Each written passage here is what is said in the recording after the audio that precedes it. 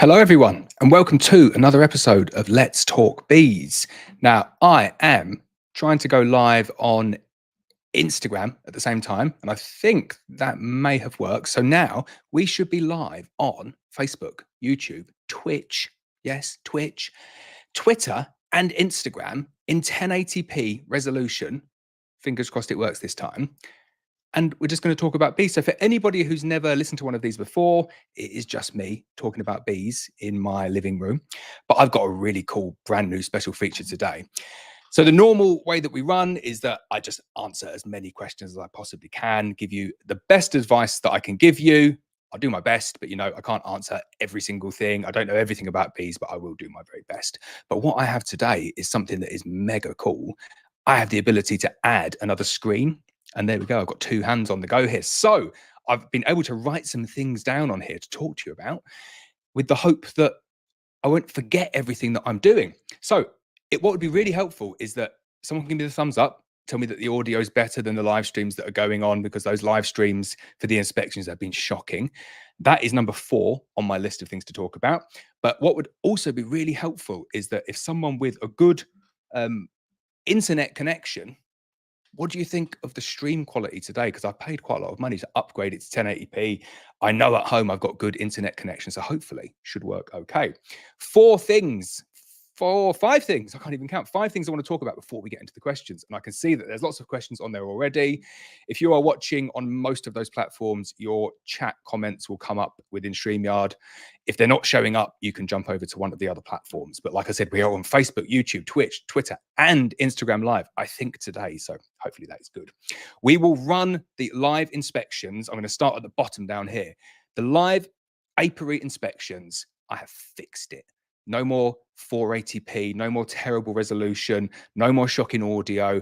I have fixed it, and it is going to be pure resolution and lots of beekeeping, and it's going to be live, and it's going to be weekly, and it's going to be probably Tuesday or Wednesday each week. So live inspections we have fixed. Special genetic queens. If you are looking to buy queens, so Carniolan, Carpathian, Caucasian, Ligustica, Elgon, Primorsky, any of those queens, the deadline is like 6 p.m. this Thursday. You've not got long left, and that is for the rest of the year. There might be odds and sods and a few kind of available queens if the breeder says I've got a few extra, but that is it. We are done. It will just be Buckfast after that. If you are interested in Buckfast queens, we've got an offer on for dispatch on the 4th of July, £35 Buckfast queens. And then we've got an offer for 5 Buckfast queens for £32 each on the 11th of July. So both of those are ones going on. Overwintered nukes. I just can't believe how quickly they are selling. If you are interested in overwintered nukes, get your name down on the list soon, because they are selling super, super quick, especially the Langstruth. We're not putting that many Langstruth into winter. They will sell out before Christmas, guaranteed. And then channel memberships, we do a few different levels of channel memberships. So we've got the channel supporter, early access videos and exclusive content, loads of stuff going on there if you want to get involved in the channel memberships. So I love this. Look, I can rub stuff out. What I was thinking would be the really, really cool reason to have this whiteboard here, and hopefully it's all working nicely, is it gives me the ability to answer questions by drawing stuff out, which I always thought was pretty cool. So when I'm talking about doing like a Demoray split and moving boxes, and it's quite confusing. So I just thought, well, if I just draw like a Demoray split, what it would normally look like, you'd have your 3 supers at the top, and you'd have like a brood box down there. So that's, excuse my drawing, I draw like a 6-year-old, but you've got kind of brood plus queen down there. That's a standard setup, brood box, 3 supers like that. And then to do a Demoray split, super easy. The supers just stay exactly as they are.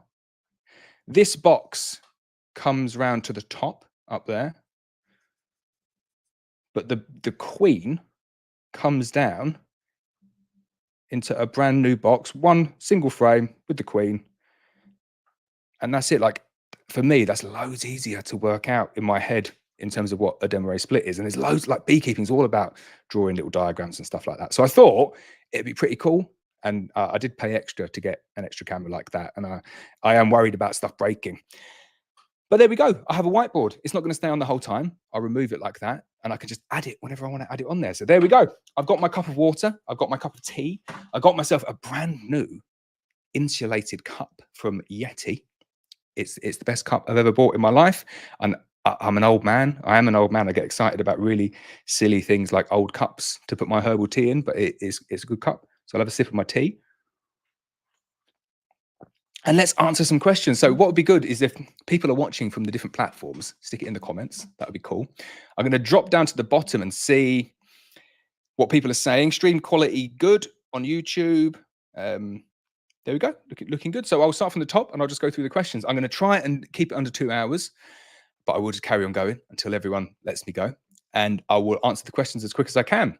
So first one is from Frolly's Bees. He says, hey, Laurence, Wales had some nice weather this week. Bees have been busy, did an inspection today. And in 1 week, I have gone from 4 full supers to 9. Hopefully good weather will stay for a bit. It's amazing, isn't it? That's what beekeeping is all about, making sure you've got the bees in position when you get that week of good weather. It's not a case of 8 weeks of average weather to get a good crop. Get the bees for 1 week of good weather and you can get 4 supers full. And as you see there, you've gone from 4 to 9 in a week. Frolly's Bees also says, I was working up in North Wales this week and oddly enough, Pastoral Place, lovely area up there with you. Thank you very much. Should have popped your head in and said hi. Stealth's channel member says, hi, Laurence, received my 2 queens from you today. I'm on day 7 since making queenless. Pop them in tabs intact, going in properly tomorrow to take down all the queen cells. Excellent. Well, I hope it goes well. Hope there's no surprises with the queen introduction. Stealth also says, my brood box, I'd say, was full of honey in just 1 week and the bees haven't been drawing out the Super's Wax Foundation. So what you will find is that as soon as you get a queen in there and the queen says, well, I need the space to lay, as long as you've got space up above them, I could use my pen for this bit, I guess, but as long as you've got space up above them, they'll go up into the supers and they'll clear out the space for the queen to lay and put the honey upstairs. And you just put that, any way to convince them to post the honey upstairs, as I'm worried I might end up honey bound when I release the queens and she'll have nowhere to lay. So the bees will do that for you. As soon as the queen is there and she wants to lay, as long as you give them the space upstairs, they will fix all of that for you and just move it up naturally. Nick, Sage and Bellflower Honeybee says, hello, no one has told my bees the solstice has passed and many are making swarm preps. I don't really want to make splits. How would you deal with a swarm prep at this time of the year? So the summer solstice is like the indicator for the queen to stop laying as much, but it is, you get a little bit of flexibility on it in terms of like what's happened so far in the year. But if you can imagine the brood cycle, if the solstice triggers the queen to stop laying, then you're going to get a peak of bees kind of like 3 or 4 weeks after the solstice. So we're in that period where even if the queen has ramped down laying a little bit, you're still going to see this uptick in the amount of bees that are there. So you're still in like prime swarming period. It should start ramping down maybe 3 or 4 weeks after the solstice. But even then, because the year's been so bad and the bees do want to swarm anyway, and they've not been able to swarm, I think it will continue kind of later into July than it normally would had the bees had a busy swarming period in, say, April, May, and June.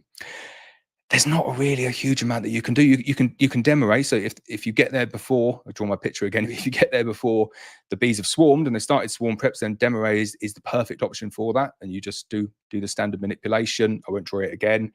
But if you're doing it once they've got swarm cells, you go in and you're finding swarm cells. It's not really a huge amount that you can do other than just to knock them all back to 1 and make a split. But you can make kind of, I've seen people do quite, I say ingenious, but different ways of managing it. I see some people just like an apodea on the top and they'll just knock all of the queen cells down to 1 queen cell and then take the queen out, shake some bees in the apodea and just leave the queen in the apodea for a couple of weeks and then see if the new queen gets mated. If she doesn't, they just squish her, or even if she does, you can just swap the queens over and then just shake them all back in. And then that way you're kind of making a split, but you're doing like a 1% versus a 99% split, as opposed to like a 60-40 split where you are actually going to reduce the honey capacity of that colony. But you need to do something before they create swarm cells, ideally. Thomas, channel member, says, hi, Laurence, I have a mated queen coming this Wednesday. Do I still have enough time to make up a nuke with her? And what do I need to put in the nuke? So yes, perfect time really to be making them up. You wouldn't want to leave it much longer than this. You can still get away at this point in the year, 2 frames of brood, 1 frame of stores, good shaker bees, like shake the bees off maybe 2 frames and then ideally go to a new apiary. If you can't go to a new apiary, do it late at night, close them in overnight and then stuff loads of grass in the entrance in the morning. But just be aware that if you do that, quite a lot of the bees will go back to the original site. And do not feed straight away, because if you feed straight away, then they're just going to rob it all out and you don't want to rob it all out. Thomas also says, is the reason you can't send your newts queens over to Ireland because of Brexit or another reason? I wish I could buy your queens newts because I know I would be getting good calm bees. So it is, and it's due to kind of red tape and paperwork. You can send it to Northern Ireland, but you need export certificates, and it's a lot of work to get individual export certificates for queens and nukes. And plus, there's a lot of bad press about sending bees that aren't Irish bees into Ireland. So well, it's kind of one of those things. I don't necessarily buy into all of that, but I'm going to bite my lip because I don't want to annoy anyone.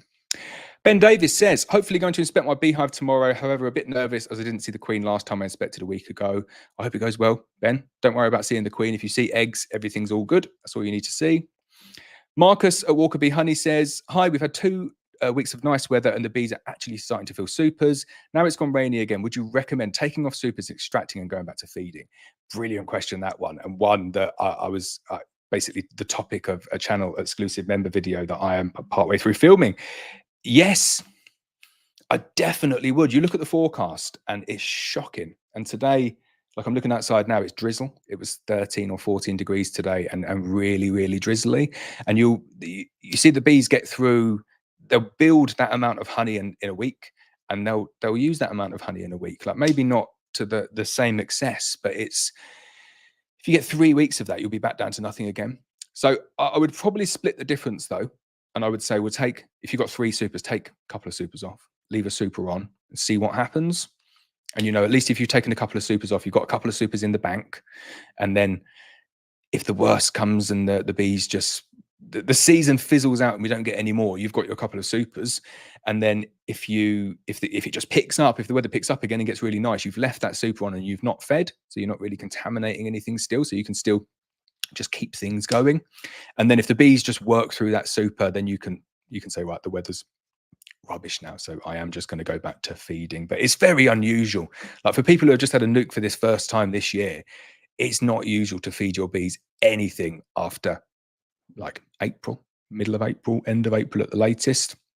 I can't remember the last year before this year that I've had to feed anything other than small splits at any point after the 1st of May. Very unusual year.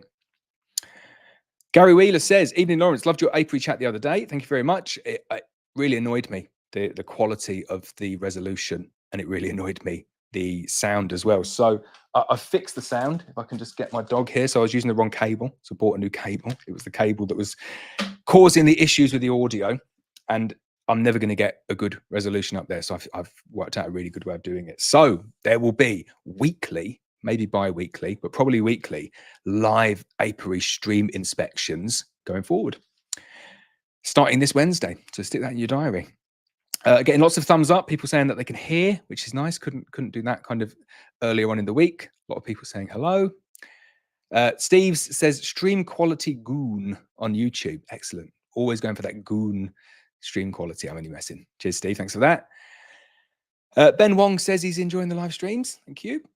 Bellissima Mia, excellent master 12-year-old beekeeper. Hello. She says, I think one of my 2023 red queens has turned drone laying and they've done 1 super seizure cell in the middle of the frame. I'm just flicking down to see if there's any add up to that. So if that is the case and it is just 1 single cell out of all of the frames, 1 in the center of the frame, I would leave them to it. Super seizure cells, the super seizure impulse is a very good impulse to get a good queen. They put all of their effort into it and you get a very good queen at the end of it. So I would give them a go, see what happens.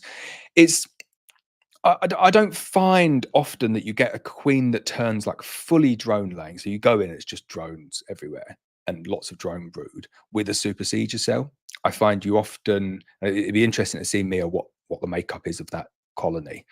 I find that you'll start to see just like a little bit of spottiness to the worker brood. You know, that's not the nicest looking worker brood, and then you'll see a super seizure cell. So they do it. The bees tend to supersede quite early, in my experience. So have a look at the super seizure cell. If it is 1 single cell in the middle of loads of drone brood, I'd maybe challenge the viability of it, and maybe better off just killing the queen and removing the cell and adding a new queen in. And that's not me trying to sell queens. That's genuine advice. So if it is just 100% drone brood and a super seizure cell, I wouldn't trust that super seizure cell. If it's loads of worker brood still in there and a bit of drone brood, then it should be okay.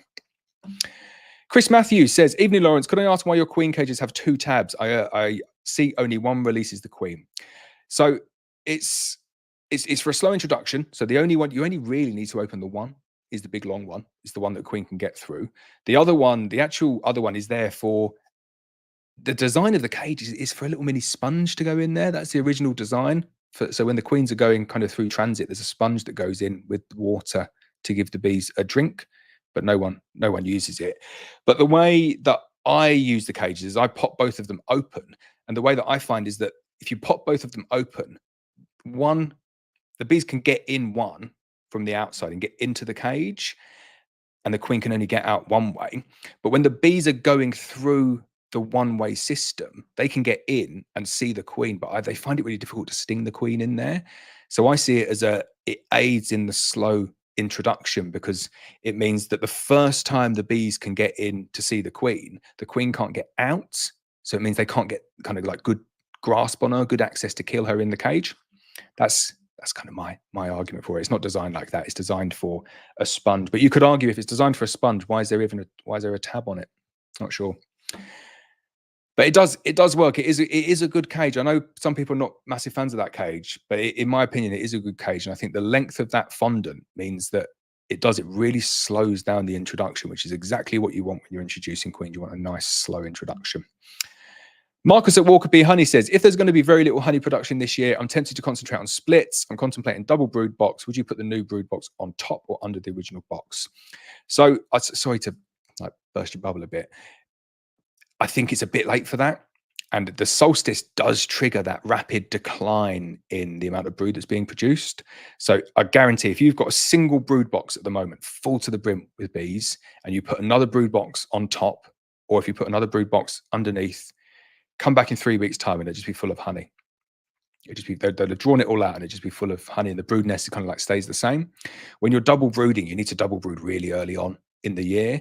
And I showed a lot of people that technique early this year, which is under brooding really, really early on and feeding, so that the bees are, oh, we can draw this. This is good. Right, let me put my other camera on. It's perfect chance to draw something.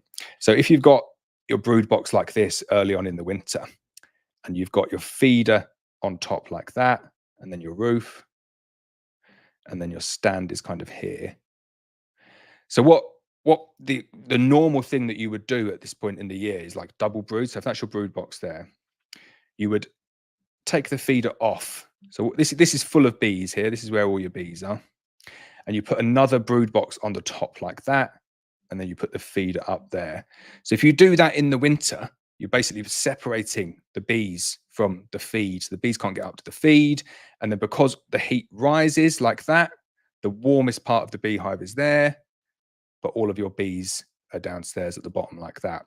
So I never like early on in the season putting a brood box over another brood box like that. What I prefer to do is you'll have your brood box like that, and then you've got your feeder on top. And then what I'll do is I'll put a big empty brood box there with all the frames of foundation. And then the heat still rises and the bees are up there. So basically the bees get to live in the warmest part of the hive, and they've still got really close access to be able to go down and get the feed. So you can feed them and they live in the warmest part of the hive. And then as they get bigger, they'll just kind of like grow down and fill that space. Now, I know a lot of people who use that technique this year, and they were really, really happy with it. It's a great technique, and it means that you can double brood super, super early in the season. It means that your bees are not going to swarm due to a lack of space because you've given them that space. It means you can continue feeding them. And it means that, what's the final bit? That when they do grow, they're able to grow because you've given them that additional space. If you put it on the top, you cause yourself real issues. You block them from the feed, and you're giving them an empty void above their head to heat, so it slows them down. They go backwards. So at this point in the year, it doesn't make a massive difference. The colony's not expanding now, so it doesn't matter where you put it, above or below. But what you can do, what doesn't apply, is when you've got very small splits. So what I would do is, if you've got colonies now, Marcus, say you've got like a colony with 8 or 9 frames of brood, just split that out into 4 nukes. 4 nukes of 2 frames of brood each, plus some frames of stores. Take them to a new site, add mated queens in, and then feed them, and just trickle feed. Just keep on feeding. Really light syrup, but just keep on going, little and often, trickle feed, and they will build up really, really nice and strong. So Early on in the year, I'd say double brood, get them really big, then make the splits. Later on in the year, split them early before the issues come about with robbing and wasps, and you'll get some really nice nukes that way. Hope that was useful. Lynette Blackman says, good evening. Good evening, Lynn. Wellspawn Honey Company, hello to you too.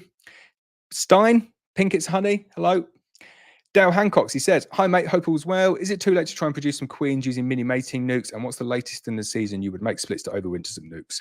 So it's not too late to use mini mating nukes, but mini mating nukes get way more difficult to keep the bees in them because of the heat. They like to abscond later on throughout the year, and then it just becomes really, really difficult to keep the robbing bees and the wasps out.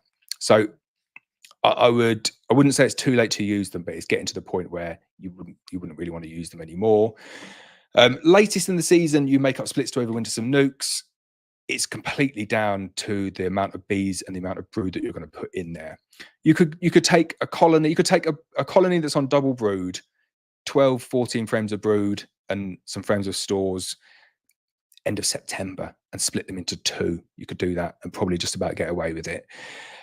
What we do at the moment, you still get away with two frames of brood, emerging brood, frame of stores, shake a couple of frames of bees in there as well. That will turn into a really nice overwintered 6-frame nuke. So that's what I'd go with. Goblin Dreams. If letting bees supersede the queen, do you leave them alone for a few weeks? So yeah, definitely. If they're genuinely superseding, and I do see a lot of people confuse what supersedure is, but if there is one cell in the whole colony, and it is generally in the middle of the cell, but it's more just there's one cell, maybe 2, but if there's 5 or 6, it's definitely swarming. Then just leave them to it. Leave them to it, and they will fix it themselves. And you don't need to inspect because you know they're not going to swarm because they're superseding. But don't confuse it with swarming and then just leave them and come back to not that many bees.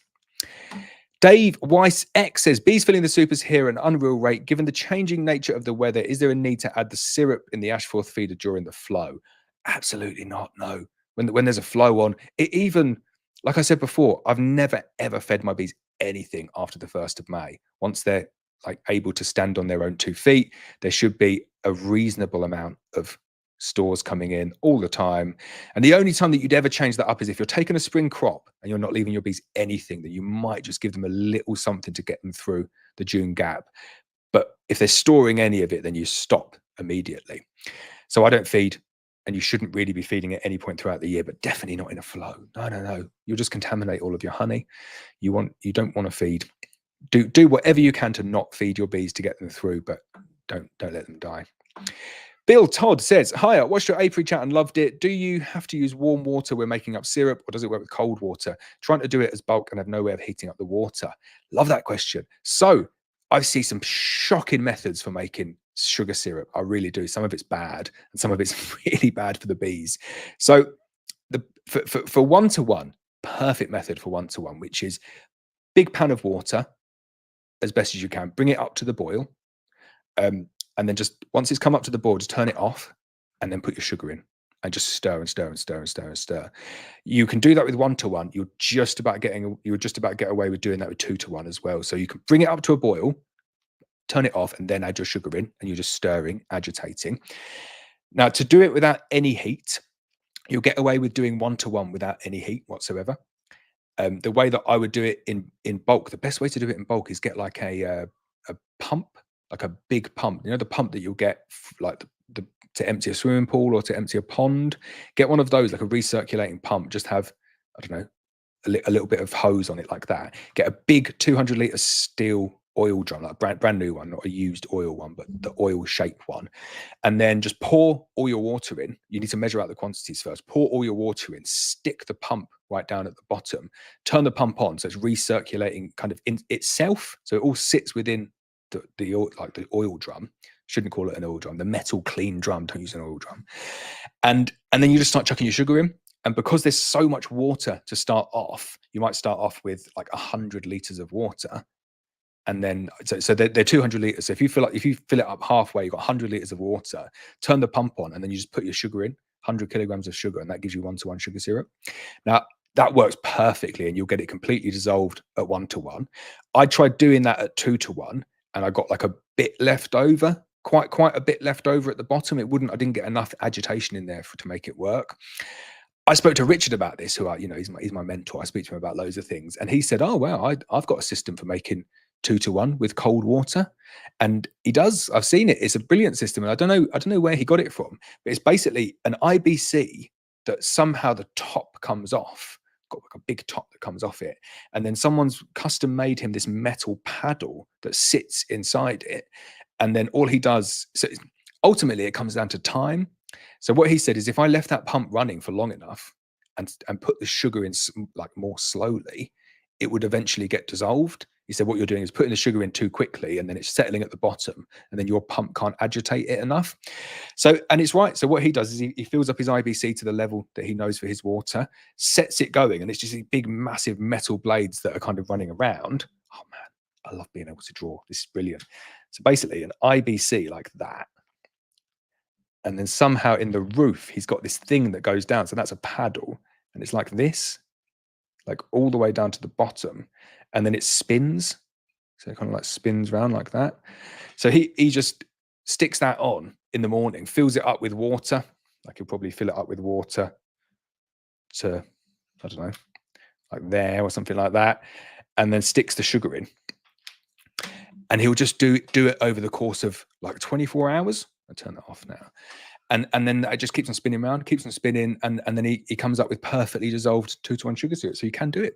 So I said to him, we need to do a video on that, because that is really good and really useful for some people. So it is possible to dissolve enough sugar in cold water to get a 2-to-1 sugar concentration.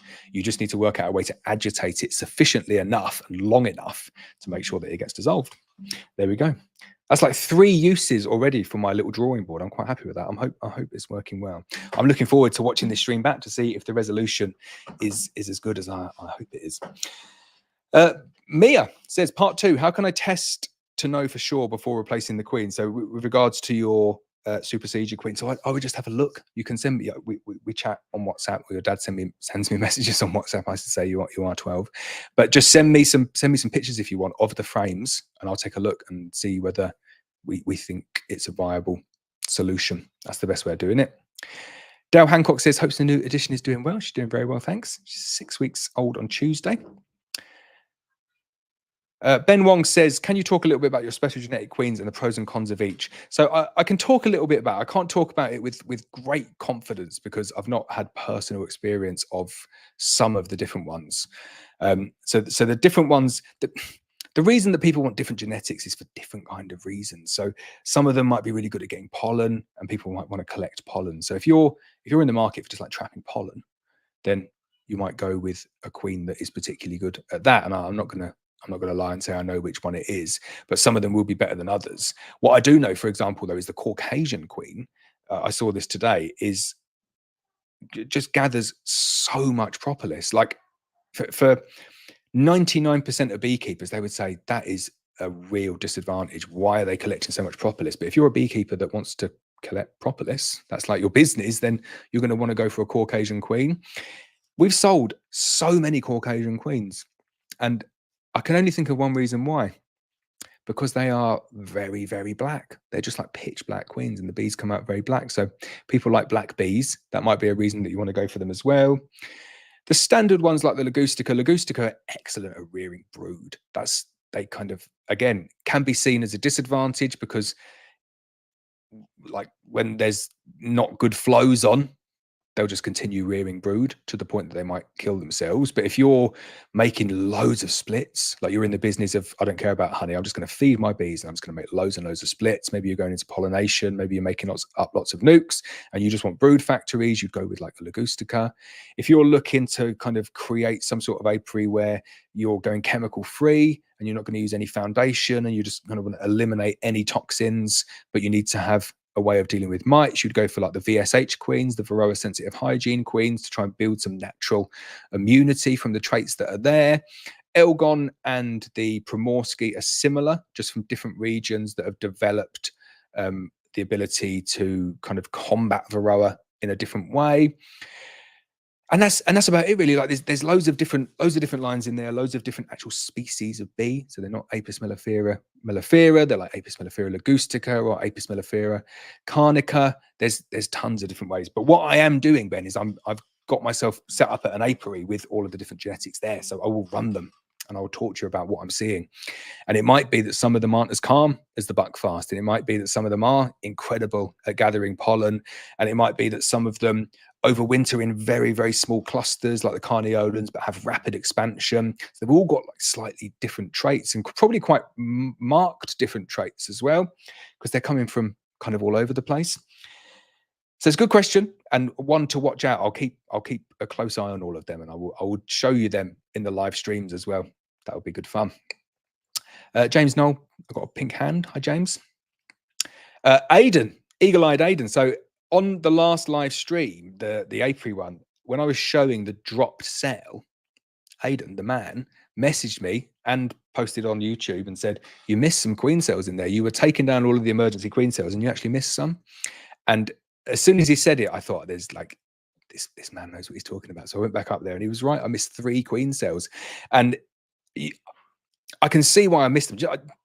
Don't get me wrong, I make tons of mistakes. I miss queen cells all the time. But in that instance there, it's because I was like talking and trying to show you and taking out like a dropped queen cell. And then when I put it back, I'd missed them on the other side. So it was right, I missed them. But thanks for that.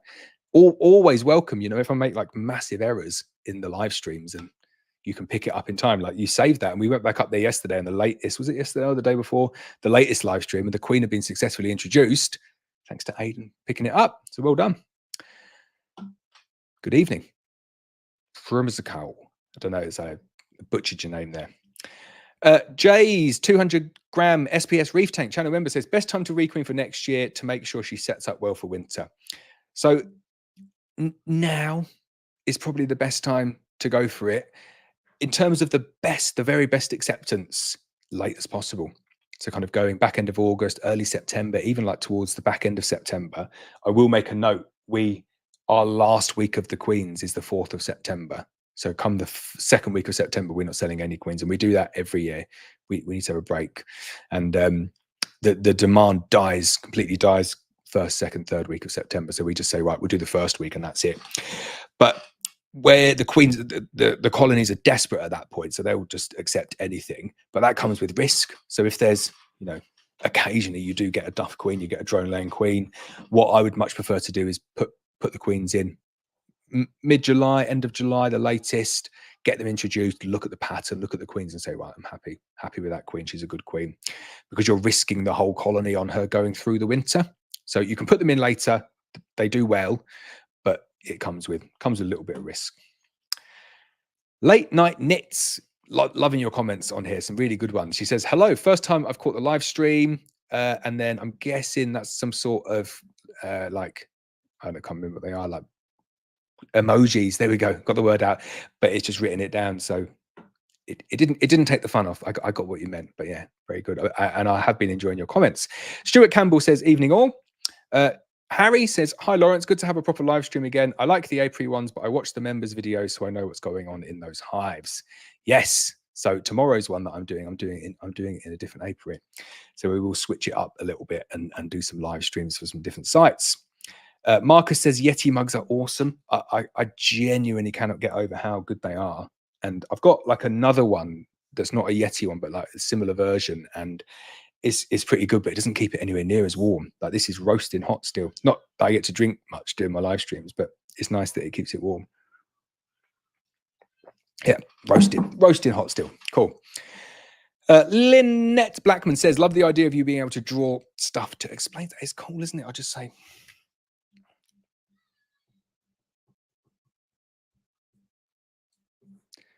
I write like a 6-year-old. So I genuinely do write just in all caps. And do you know when people write and you think that's illegible? I can't read what you've written. I can't read my own writing. Shocking. So sorry if it does look like a 6-year-old's written it. Paul Lewis, channel member, says, Laurence, greetings. I've read all the literature and seen all the videos. I'm not satisfied though. I need to tell if the queen in one of my hives is mated or not. I can't wait 2 weeks. Help, please. So there's no real way to tell. Like I've seen queens that you would look at and you would say, I bet my mortgage that she's mated. Like she's, you know, we get it right. She's this long. She's like bigger than my thumb. and she's running around. She's like calm. She's looking good. The bees are feeding her, and she just didn't lay any eggs. And 4 or 5 weeks ago, you just think, duff queen. So the only way to tell if a queen is any good is she's laying eggs. She's laying eggs in a nice pattern, and those eggs turn into capped worker brood in a nice pattern. And then you give her a thumbs up and you say, right, she is laying well. And that's pretty much all you can tell, because she could turn drone laying after 2 weeks, or she could turn drone laying after 4 years. And without, sounds a bit horrible, kind of cutting her open and having a look inside. Not that I'd know what to look for, but some people would. You just can't tell how well she's going to last. You can tell, kind of like, you can give yourself that snapshot in time and you can say, that is a well-mated queen. That queen is laying well. But how long is it going to last? You don't know. So the literature is probably right. And you say you need to tell if one of the queens is mated or not. You can't wait 2 weeks. I'm afraid you can't wait 2 weeks. And it is about 2 weeks. Once she started laying eggs, it's probably in 8 or 9 days after that. Harry says, lots of honey coming in. Hopefully the weather holds up. Famous last words, because it is 12 degrees and drizzle.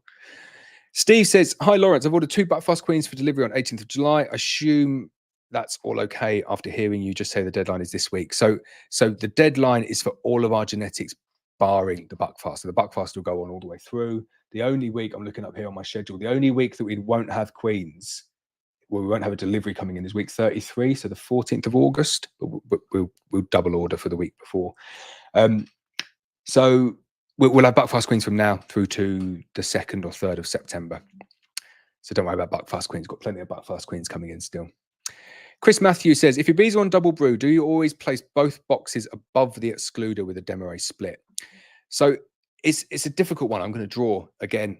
It's a difficult one with a double brood colony. Like, what do you do with the Demoray? And this is why I've used this technique before, where I like to kind of get them to the point where they're back on single brood for winter. Because if you've got your colony set up like that, so brood, and then 3 supers with your queen excluder kind of there, to do a proper Demoray split, the only thing you can do is the same that you would normally do, which is you always keep your supers in exactly the same place. They never move. And you just take the 2 double broods and you lift them up to the top. And then the queen goes back down into a new box like that. So that's the only way. Like, she comes down with plus like a frame of brood as well. That's how you do the Demoray. And it doesn't matter whether you've got a double brood on nationals or a double brood on 14 by 12 or whatever. You always need to lift up all of the brood up to the top, and then downstairs is just the queen plus a single frame of brood, and then you fill the rest out with foundation. But you could do kind of something different, but it's not a Demoray. And I've seen people do this and try kind of like butchering it and doing slightly different variations. I'm really enjoying having a pen. It makes it so much easier to talk about stuff. So if you do that same one again, where you've got brood, and then super with the queen excluder there. So what you could do is keep the supers in place. So 3 supers, and you can already see that my drawing's getting shocking.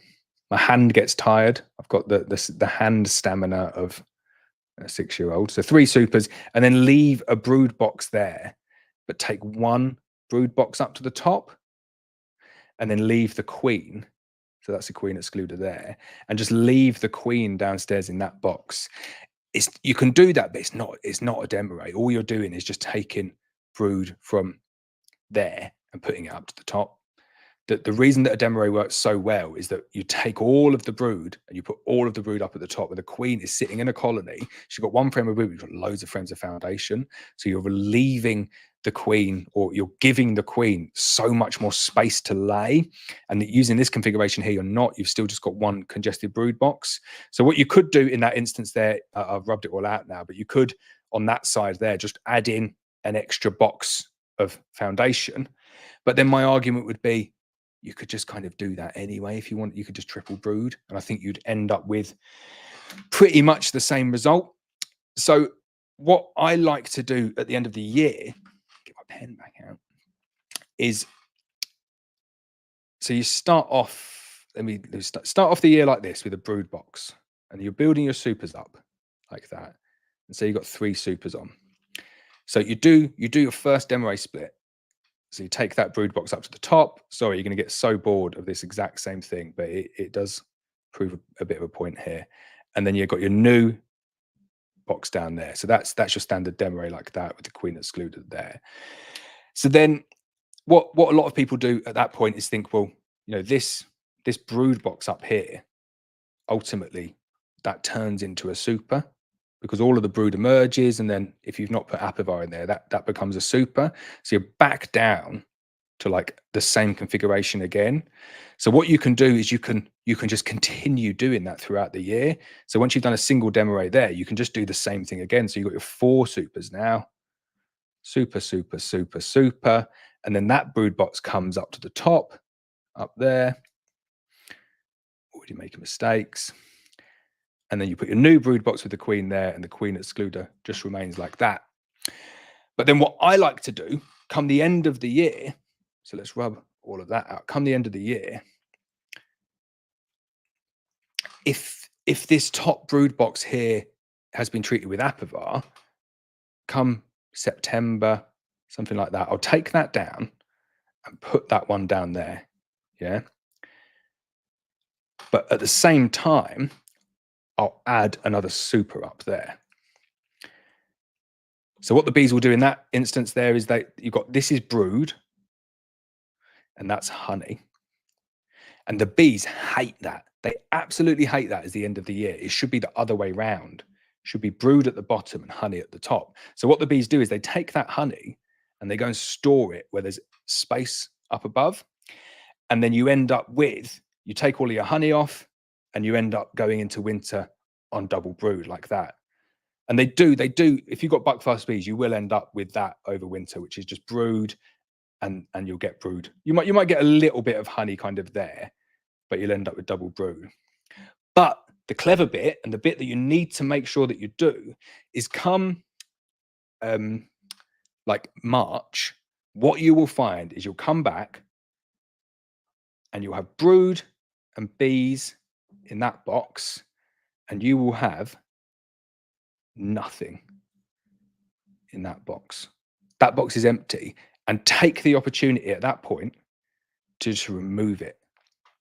And that's how you start the year again. And then you start the year, you put your queen excluder back on, and then you start building your supers back up again. And then you say, right, I'm going to Demoray, and then you're moving the box back around, and it starts again.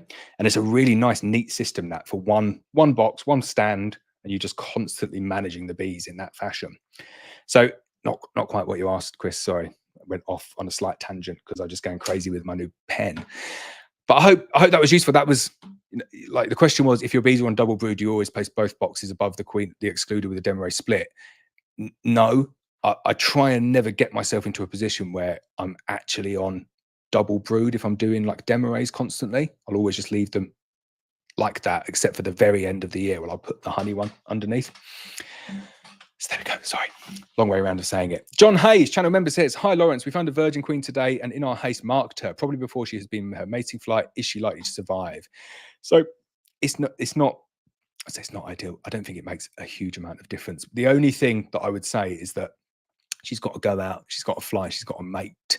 And what can happen when they go out is that they get eaten by birds. And if she's got a nice shiny pink dot on her back or whatever color it is, she's probably a little bit more visible as prey. I don't think the drones would care. I've definitely marked virgins before, and they've come back mated. But it's not something that I would do, and I'd only mark them once I know that they're fully mated and laying well. That's kind of the process that I use, but I wouldn't worry about it. I'm sure she'll come back. Hollow Oak Store says, evening all, bees going through it in East Devon, just hope the weather holds. Wow, everyone is properly putting the mockers on the weather. It's weird because I'm a sucker for looking at the weather, and I'm always interested in like the weather across the UK because we sell queens, and if it's rain, if it's like always there's loads of rain, we don't sell anywhere near as many queens, and if it's really good weather, we sell a lot of queens. So I'm interested in the weather everywhere, and I look at the weather in London a lot, and I know the weather in London today was really nice, wasn't it? It was like 25 degrees, sunny, nice sunny all day. It's barely been above 14 degrees here today, and it's just been drizzle, proper like November drizzle, and it doesn't look much better for the rest of the week. Ben Wong says, sorry, loving the live inspections too. I cannot wait to get the live inspections going properly. People will be very, very happy with my plan I have for them, I am sure. Good evening, John Mark Sylvester. Hi, how's it going? We have 170 people on across Facebook, YouTube, Twitch, Twitter, and Instagram Live. I'm quite excited about that. I think there is a cutoff on Instagram Live. So in 15 minutes, I think I've only got like an hour, and then it cuts you off. So if you're watching on Instagram and you want to watch a little bit more, you're probably bored out your minds. But if you want to watch a bit more, you just jump across to one of the other platforms. If you're watching on Facebook and you're thinking, what's he talking about? The resolution's rubbish. The resolution's loads better on YouTube, apparently, and Twitch. If you're watching it on Twitch, how on earth is anyone watching it on Twitch? Because I just signed up today, and it's basically all like 13-year-olds watching World of Warcraft. I'm like, that shows how old I am. Definitely not World of Warcraft, is it? But some shooting game or something cool like that on there. So you're probably not watching me. But I thought, you know what? I got a new upgraded subscription to let me just go to all of these different platforms all at once. So why not?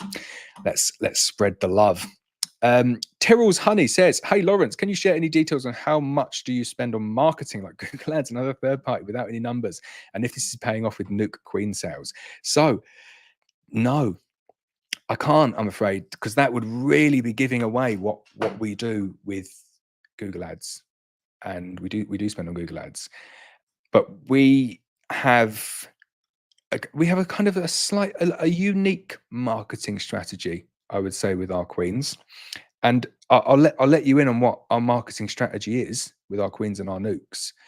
It is, I'll do my absolute very best to help everybody and add value as best as I possibly can and give you really good customer service at every single point along the way. If I've got knowledge, I will share the knowledge with you. I won't hoard it. I'll try things out. I'll break stuff. I'll show you what's going on. I'll show you what works well. I'll try and give you advice to get the very best out of your bees. And that's for everyone. That's not just for customers. That is just for anybody who wants to come and listen to me talk.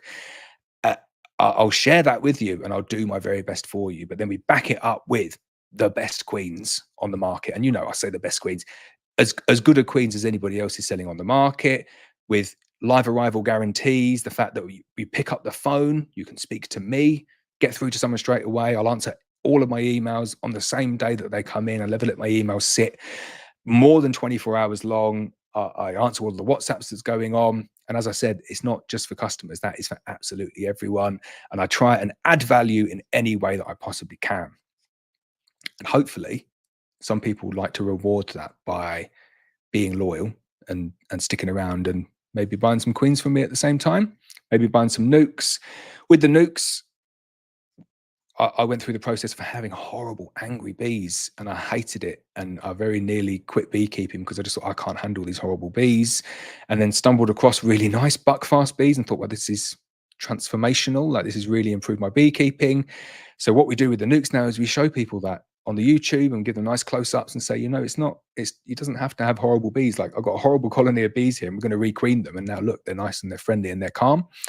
So we do spend money on Google Ads and we spend some other money kind of advertising in other places. But the biggest marketing strategy for us is, like I said, YouTube, showing the videos on YouTube and just showing what we can actually offer. And I hope that's a suitable answer. You can understand why I wouldn't want to give away kind of what we're spending, because all that someone else will need to do is just like add a little bit more on and then they'd be good to go. It's a bit more complex than that, but Here we go. Right, next queen. Next question. What do you use to mark the queens as the markers from panes got worn out in a few weeks? So we use Toma oil-based pens. There's no perfect queen marking system unless you're going to put the discs on and glue them on. And it's very, very time consuming putting the discs on. So we just like to mark with the pens. Oil-based pens though, so they shouldn't rub off, but they can. Like, if bees really go for them and they're balling them and like trying to get on them, they will polish and take some of that marker off as well. But I find oil-based pens they're good for a couple of years at least. Steve's Honeybee says, purchased 5 queens from you a couple of weeks ago. 4 accepted, no problem, and are laying, which is good to see. 1 hive, can't see new queen, but have eggs, suspect virgin. So yeah, you'll get a lot of that at this time of the year, which is good. I know it's not ideal because you paid for a queen. Ultimately, you want eggs and you want a mated queen. You've probably got a mated queen, not the one you paid for, the virgin that was in the hive. But as long as she's mated, all is good. Ed Lenny says, trying out a flow hive and suddenly finding that the hive at the crown board full of condensation. Any experience of this? So yeah, you will get a bit of condensation. You get a bit more condensation in flow hives than you would in kind of other hives due to the way that they're kind of fabricated and the materials that are there. And you've got a lot of plastic up there, so the plastic will hold the condensation, or it provides a cold surface for the moisture in the air to condense on. So then the top box, the super, has got a lot of moisture up there, which will naturally then form condensation on the board, ground board. But I wouldn't worry too much about it. Condensation in the beehive is really not the end of the world, so I wouldn't worry. Steve's honeybee says, what's the best way to find a virgin before putting in a new queen? So the best way is to make sure that no virgins ever emerge. And it is the number one conversation that I have with people throughout the week, which is, I've got a queenless hive, so I'm going to buy a queen. And we talk and we go through the conversation, and what's happened is the bees have swarmed, and then like 2 or 3 weeks now, they've not had eggs for 2 or 3 weeks, so they're queenless. And 99% of the time, it's swarmed, colonies swarmed, mated queen's gone, left behind queen cells have emerged, and they've not gone and got mated. And then it looks like, you're picking up the frames, you're thinking, well, there's no eggs, there's no larva, they're backfilling with honey, there can't be a queen. But there's a virgin queen running around in there. So the best way to find that virgin queen is just to make sure she never emerges in the first place. That's going to be the best way of doing it. So if your bees have swarmed, easiest way to do it is just take down all of the swarm cells. Take down every single one, go back in every 2 or 3 days, keep on taking down all of the swarm cells until they stop making them. And then you're hopelessly queenless. You can add in a new queen. Or you can just leave one queen cell and let her emerge, see if she mates. But if she doesn't mate, you have to find her and you have to kill her. And I will spend 45 minutes, 50 minutes going through a big colony, a double brood colony with supers, trying to find a virgin queen, and give up. And then go back the next day and spend an hour looking through the colony, because I think I need to find that queen. There's a duff virgin in there. And you might do like 2 or 3 inspections like that, and you're spending an hour looking for a virgin. And then you finally find her and you kill her. The tip that I will give you, though, here's the tip. When you're looking for a virgin queen, always have a hand free to kill her and have a quick hand to kill her. Don't do what I've done a million times in the past, which is, I found the virgin. I spent an hour looking for her. I found the virgin, put the frame down, and she just flies off. And they're so flighty virgins. They're not like normal queens. They just fly off, and then, really annoying. If that happens to you, give it 5 minutes and go and look underneath the mesh floor. That's a top tip. They're often underneath the mesh floor. But best way to find virgins, don't let them emerge in the first place. John Hayes, he says, I have 2 full supers on most hives now. When adding a third, where should it go? Top, middle, or bottom? I genuinely don't think it makes a massive difference. I'd stick it on the top. Some people stick it on the bottom. Not many people put it in the middle. But I think I honestly don't think it makes a huge amount of difference, that one, John. I would stick it wherever. Neil, channel member, says, hi, Laurence. I hear Americans saying queen excluders are honey excluders. What are your thoughts? I couldn't disagree with that statement more. I really couldn't. Have they seen the pictures that I've been posting from customers that have been sending me pictures in this week? It's been brilliant. Somebody sent me a picture saying they had a colony that swarmed like back end of April. So they took down all of the queen cells and put in a Black Mountain honey queen, and it's now on double brood. So this is the end of April. They put a Black Mountain honey queen in now. And what we now end of June. So 2 months, and it's gone from being just kind of a single brood colony with a super on. It's now double brood with 7 supers full of honey, and it's got a queen excluder in the middle. I've had a few of those this week. People sending me pictures saying, "Wow." And people sending me pictures saying, I only wanted 1 colony of bees, and your bees are like way too prolific. So I'll hold my hands up if they can be too prolific for some people, but there's nothing in my books as that's too prolific. Like, it's like prolific is good, means you get nice big strong colonies of bees and you get bumper crops of honey.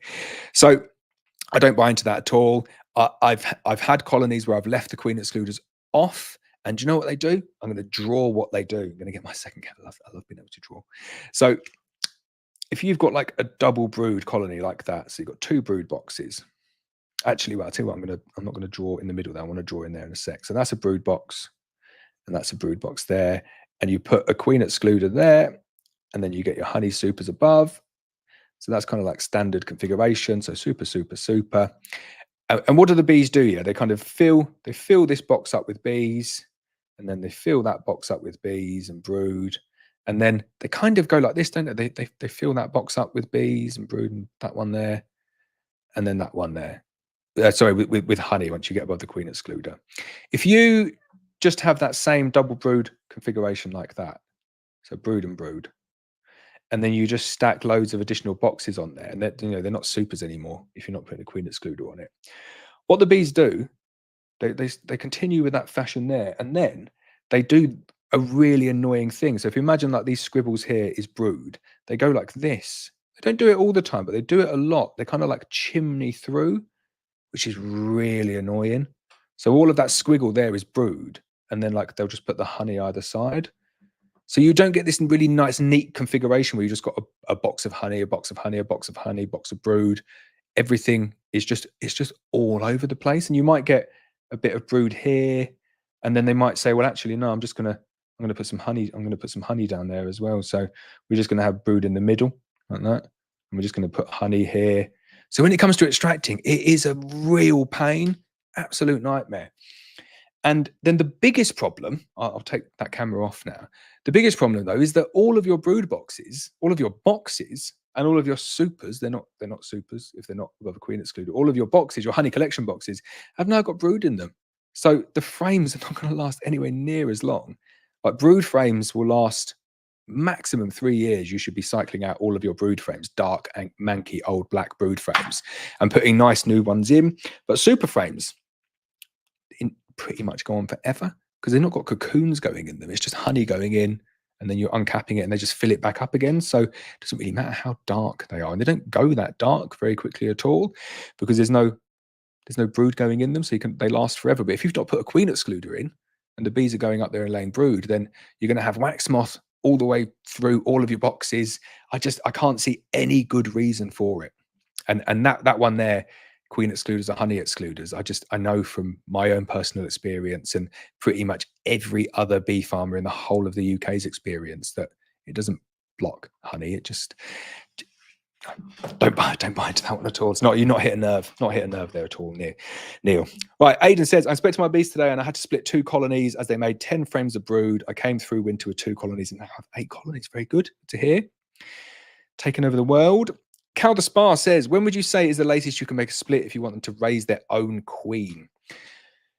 So definitely good to go now. It's a difficult one, and it does change each year. Like, you're dependent on having sufficient amount of good drones, and I think in like an average year we'll stop rearing kind of like grafting early August, and then the ones that will go through after that, you do see a deterioration kind of I think after the 1st of August. And it's not like firm dates. That's just roughly like when we do ours in North Wales. The further south you go, the earlier that will be. The further north you are, it's different because the further north you go, the season's further pushed further to the right, but the weather's not as good, so you can't really judge it that way.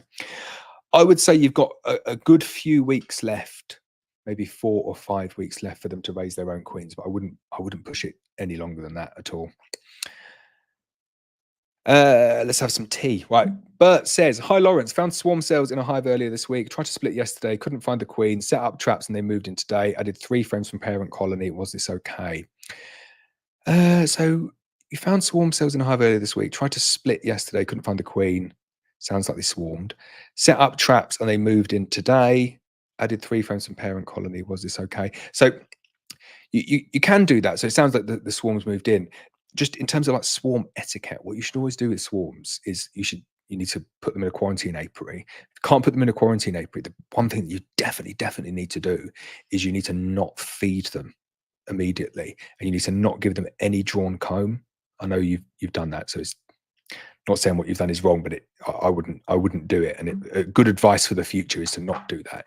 So to put swarms directly on just foundation, brand new frames, brand new boxes, just foundation, and let them do what swarms do best, which is draw out that comb, empty out their stomachs, which means that if they've got any bacteria like EFB bacteria in their stomachs, it purges them, and hopefully they're not bringing any EFB with them. Because if you've got a colony or you've got a wild swarm that comes in, like those bees that have swarmed, they come with full honey stomach. They've been gorging themselves on honey. And if that colony had EFB, they've got infected bacteria, EFB infected bacteria in their stomach. And if you give them comb, they just empty their stomach into the comb as a store. But if you give them foundation, they use that as energy source to create wax to draw out the foundation. So it purges them. Similarly, don't feed them, because if you feed them, then they've got no requirement to purge their stomachs. So it's a good habit to get into, making sure you're starving them for at least 3 days. And you almost get to the point where they're shaking a bit. They're saying, seriously, we need some feed. And then you can feed them and they'll recover perfectly from that. So keep an eye on them. And it might be like 2.5 days before you need to feed them. But don't give them used equipment. Don't give them drawn comb. Don't feed them for 3 days. That's best tips for swarms. Ben Davis says he saw eggs, so it should be good. Good stuff. Wild Ways Farm, Harry says, have you found this year is good for split? Some people say that they haven't been able to split much this year. I've gone from 8 full hives to 45 colonies this year, your queens and my own bread. So I do think like splitting, they need to have the food coming in. They need to have the carbohydrates coming in. They need to have the protein coming in the form of pollen. You don't really need the weather, but you need the warmth. So where you are, you're getting good warmth, getting good nighttime temperatures. But then the biggest one is, like you hit the nail on the head, is genetics. Some bees build up to 6 frames and swarm, and then build up again to 6 frames and swarm. Buckfast bees, well-bred buckfast bees don't. They'll do triple brood without swarming. And then you've got so many frames of brood just to mess around with and make up splits. So it is all in the quality of the queens. Heaven Chip says, hi, Laurence, got my queen this afternoon. Thanks, no problem. Ben Davis says, do you think the beekeeping season is nearly over with the upcoming weather forecast being so terrible? So it is difficult to tar the whole of the United Kingdom with the same brush. But I would say for North Wales, no. North Wales, the honey season really does go on late. So my technique, I'll go in middle of August, take off the honey crop, apivar strips go in, and I feed them. And so many people around here say, that's what you're doing. That's way too early. Like there's still another 4, 5, 6 weeks of good incoming flow. There's the rest of the bramble. There's still some clover. There's Himalayan balsam coming out. Like you're missing a lot of the flow. So in Wales, realistically, you could say like first or second week of September is when the flow generally stops dead. And it is like, what's it now? It's June. So you've got July, August, and a couple of weeks of September. So you've got 10 weeks. So if you've got a couple of supers on at the moment, you take your couple of supers off, feed the bees, keep them going, keep the numbers strong. I know the next couple of weeks look bad, but fast forward after that, for like North Wales is pretty good. The further south you go, the earlier the season finishes, and it really does. Like I see bee farmers, Chris Manton is a good one to follow on Twitter, because he gives you he doesn't fuss about or mince his words, and it's true. Come middle of July, there's just not that much left unless you're near arable crops, and a lot of the arable crops are not even looking particularly good this year either. I think there's so much variation in the UK, so many pockets where it doesn't matter if it doesn't rain, and there's so many pockets where they get by with mediocre temperatures because of the flowers and the forage that they've got there. You don't need 25, 26 degrees to get mega flows. You'll just as long as it's not raining, the bees will just keep on going and keep on collecting small amounts of honey. So I don't think it's over. I think stick at it, and I think there'll definitely be another warm spell. I don't think it's going to be 13 degrees, 14 degrees for the rest of summer. We'll get another couple of weeks, and you never know, you might get a nice heather crop season. Although I see some reports that some of the heather got frozen, so it's like dead, which is bit rubbish. I reckon the heather can be all right in North Wales this year, I have to say. John Hayes says, everything is going nuts. Double broods are heaving and looking to swarm. How do we manage this without splitting? Demoray splits. Definitely Demoray splits. If they've not created swarm cells yet, just Demoray them. Stick both of the, and especially if you've not treated them with apivar, just stick everything up at the top and put a new brood box at the bottom. I'm not going to draw it again, but it does work really, really well.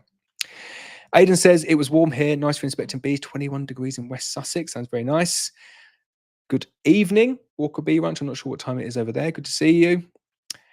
Uh, Harry says, love the daughter queens off the Stoff and Breeder queens. So calm and massive slabs of brood. I do like hives that have some honey, though. They do gather the honey well. They do. Very good for gathering the honey. Bert says, following on from my swarm today, found queen in swarm and she slimmed right down. Foundation on one of the empty frames is folded over. I need to remove it. Worried queen might fly off. How long do I wait? It's annoying when it folds over the foundation like that. I wouldn't fix it. Just let the bees mess around and fix it, and you'll have to probably like chisel a bit out and sort it out. But as long as they've got some other good frames, I'll just leave them to it. Get the queen. The problem with swarms is that they can abscond, so they can just get up and say, "No, I'm not happy there. I'm going." So if you go in and start interfering, you lose all of your bees. That's not a good place to be. But if you just leave them to it, it's probably quite an easy fix to go in and fix folded over foundation at a later point. So that's what I would do. If you have not already done it, please do give this stream the thumbs up. I've been on for an hour and 5 minutes and I only had 2 sips of tea. So I'm gonna have a sip of my tea now. Jessica Fairfax says, mid-90s in VA today. You'll have to, I'm rubbish with my American states. I'm not sure what that is. She says, thank goodness for ventilated suits. I do like my ventilated suit when it gets warm. Frolly's B says, Laurence, I'm up to 9 hives this year so far. Started with 3. I want to end the year with 15 hives, Nukes. When would you do your split so they can be ready for winter? So I would get in there and do them now. And the reason I say that is that it's going to have a smaller impact on any potential honey crop, making small splits now than bigger splits later. But also, like with the solstice, the amount of available brood is going to be going down, so it makes that a little bit more difficult. But also the biggest one is my dog just sorting himself out over there. The biggest one is that wasps and robin bees do become a much bigger problem later on in the year. So smaller splits now will build up to the point where they'll be able to defend themselves, and it makes it loads easier. Oh, run out of breath. Right. Ben Wong says, I often find a lot of attendant bees often die. Why do you think this is? So attendant bees is in the bees that come in the cages with the queens. So they're just rejected by the colony. The colony's not interested in them at all. All they're interested in is the queen. So when you put the cages in the colony, the attendant bees really haven't got anything to eat. I know they'll try and eat a bit of the fondant, but that fondant only sustains them so much. They need water to go with that fondant. And if the bees don't give them water, they just dehydrate. It's quite warm in a beehive, it's like 36, 37 degrees. So they just dehydrate and die really quickly. Whereas the queen is being fed, she's being kept the right temperature and fed copious amounts of royal jelly. So she is very well, I would say neutralized, but not neutralized. She is receiving good nutrition from the bees. That is it. There we go. Harry says, I have some hives with 10 frames of brood and 2 supers full of honey. How many frames of SN4 super frames will that brood become? So the average, they say, is 3 frames of brood per 1 frame of brood. I can't even talk. You get 3 frames of bees for 1 frame of brood. But I got corrected on this last time, and it was a very good challenge and a good correction as well. That is not taking into account the attrition rate in the colony. So the attrition rate in the colony is obviously the bees die, don't they? Bees dying every day, hundreds, if not thousands, or 1,000 bees dying each day. So the 1 frame of brood into 3 frames of bees doesn't take into account the attrition rate. So they were saying it's going to be closer to 1.5 to 2 frames of bees once you've taken into account the attrition rate. So I think a safe bet is to say 2 frames of bees per frame of brood once it's emerged. Roughly takes into account the attrition rate. So you can kind of add them up there. In terms of SN4 super frames, I'm not sure what the conversion would be. How many frames of SN4 super frames will that brood become? Yeah, it's probably not far off, like 60% of the area a super frame versus a DN4 frame. So you could work that out roughly. So if you've got 10 frames of brood, it's going to be 20 frames of national deep bees. And then if you just times that by, you're going to want to times it by like 1.6, aren't you? So maybe like 30 frames of SN4, something like that. Glyn Burnett says, hi, Laurence, your Italian queen has started laying after giving some syrup. Yes, I love it. Love it when that happens. Glad to hear she started laying, but keep an eye on her.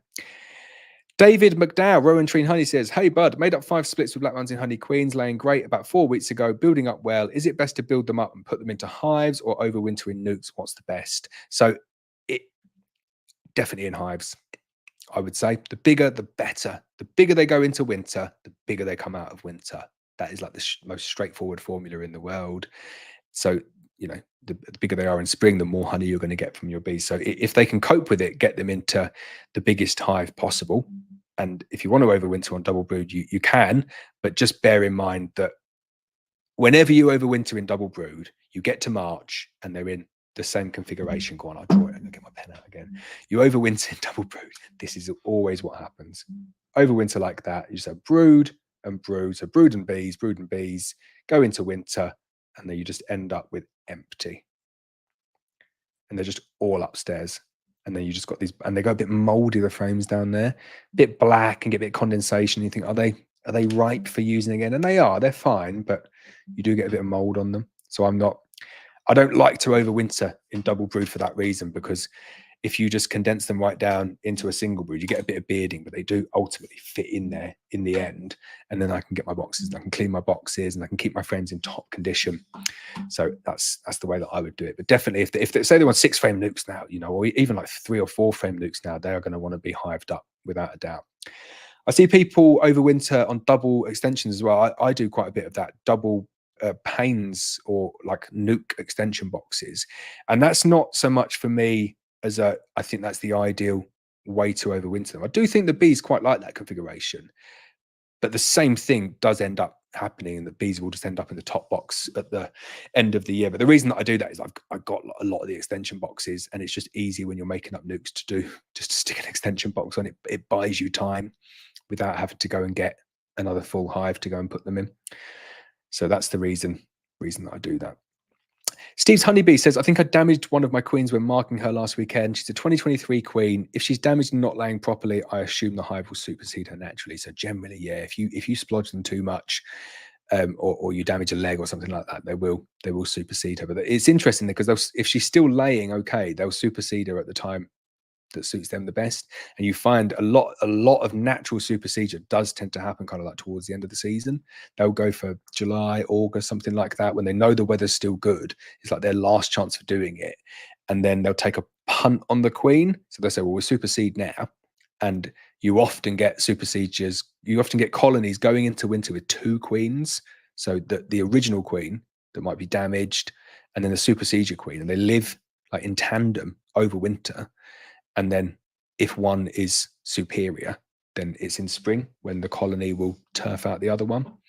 I've had that happen a good few times. You go in spring and there's 2 queens there. Frolly's Bee says, come on, everyone, let's thumbs up the streams. It would be very much appreciated if you could. Thank you very much. Glyn Burnett, another problem I have is a newly hatched queen has started laying, but very sparsely. Haven't been able to find her. 1 queen cell appeared, which I knocked down. Could she be a bad queen? Sounds like it. If she started laying, and then they're producing more queen cells, even 1 or 2, probably a duff queen. Just got to find her though. Mr. Garth Nielsen says, hi Laurence, charged queen cell in double brood, bottom of top brood frames is the supersedure. So people need to get it out of their minds, and you need to cleanse your minds of this. Certain types of cells are in certain locations. So generally, swarming on a double brood box will be on the bottom bar of the top frame. Generally, supersedure will generally be in the middle of the frame of middle of the frame of brood. But it's not hard and fast rules at all. Like I had a colony this year where they superseded an artificially inseminated queen with 3 cells on the edge of the brood nest on the bottom of the bar. Like it was the complete bottom of the bar. I'm going to draw it again. I love this. So it was this was the frame. So the frame like that. And it was the outer frame. Sorry, I drawn like a 6-year-old, but it was like that. I had 1, look like something else in it there. 1, 2, 1, 2, 3. It genuinely was like that. And that was it. So I had a little cluster of 3. And I remember looking in saying, that's not supersedure, because there's 3 of them. And it's like, you know, it's not just 1 cell in the middle like that. We'll all have a good laugh at my drawings. I know what they look like. So that's kind of classic supersedure, but this is what I saw over here was 3. So my rule though is if it's 1, it's supersedure. Doesn't matter where it is, it's 1, it's supersedure. If it's just 2, probably still going to be supersedure. For me, before this year, I would have always said if it's 3 or more, it's swarming. And I had one where it was 3 and it was supersedure, but it was on the bottom of the frame. So normally though, if you've got like a double brood configuration, I just take this, rewind this bit a bit. So if you've got your frame, you've got a frame like that, that's your top frame, and then you've got double brood, so you've got another frame underneath. You will generally find the swarm cells, if they're going to swarm, they're like there, anywhere along that bottom bar, generally. But they could be up here, they could be down here, they could be in the middle, they can be anywhere. The only way that you're going to be able to tell that is that due to the number, you're like, well, it's 1, 2, 3, there's 6 cells, right? They're swarming. So it is a difficult one. And the textbook answers are what generally happens. But what's more important is the number of cells that are there. So you say charged queen cell in a double brood, bottom of the top brood frame is this a supersedure. So you're talking about one that's like kind of here, single cell there, supersedure cell, because there's just 1 cell in the colony. If there was 10 there, swarming. So whenever there is a single cell, does not matter where it is a supersedure cell. That's an easy way to remember it. There we go. I like drawing. Sorry if it looked a bit phallic.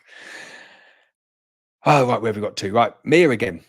I checked it last week and again today, only drone now. It's my Black Mountain Honey Yolanta Queen in my National Long Hive. It was 20 frames of brood. Should I do a split and see if she's still doing only drones? So how old is she? Can't be this year's Yolanta. Is it last year's Yolanta?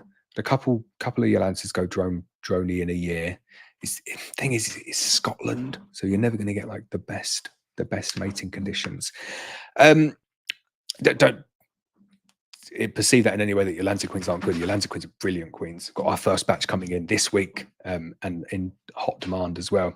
No, I wouldn't make a split, Mia. It sounds very much like that is a failing queen. So I would just do the right thing and just kill the queen. You can put too much effort into trying to prove something or trying to make something kind of like better and giving it a chance, and really it's just you're just wasting time. So if it's, but send me a picture of some of the frames, and I'll take a look. And if it is, if it is a duff queen, I will let you know. And I assume it is going to be a duff queen, and I would say just kill her and put in a new one before she wrecks all of your frames and turns them all drony. Leon Morgan says, hi, is it too late to requeen? I think my hive only have 1 swarmed and the queen failed. Lots of activity, but no eggs. There's a queen cell in there, but doesn't look great. So definitely not too late to requeen. It sounds very much like the colony has swarmed, like you said, and the queen's gone out and failed. But I would suspect that there's probably going to be a virgin in there. Unless you knocked down all of the queen cells, bar 1, and then that 1 never emerged, then they would be hopelessly queenless.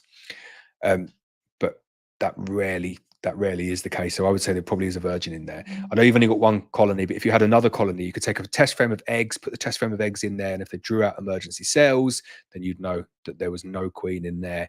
And if they didn't draw out emergency cells, then you would be able to safely say that there is a queen in there. My dog's putting me off. He's walking around the room. Jazz, go on, up there. No, he's not having it. He's not having it at all. Oh, annoyed him there. Mark Sutherland says, evening all. Hi, Mark. Chunky says, hi, Laurence. My Black Mountain Honey Nuke is doing incredibly well. I love hearing from people with their nukes.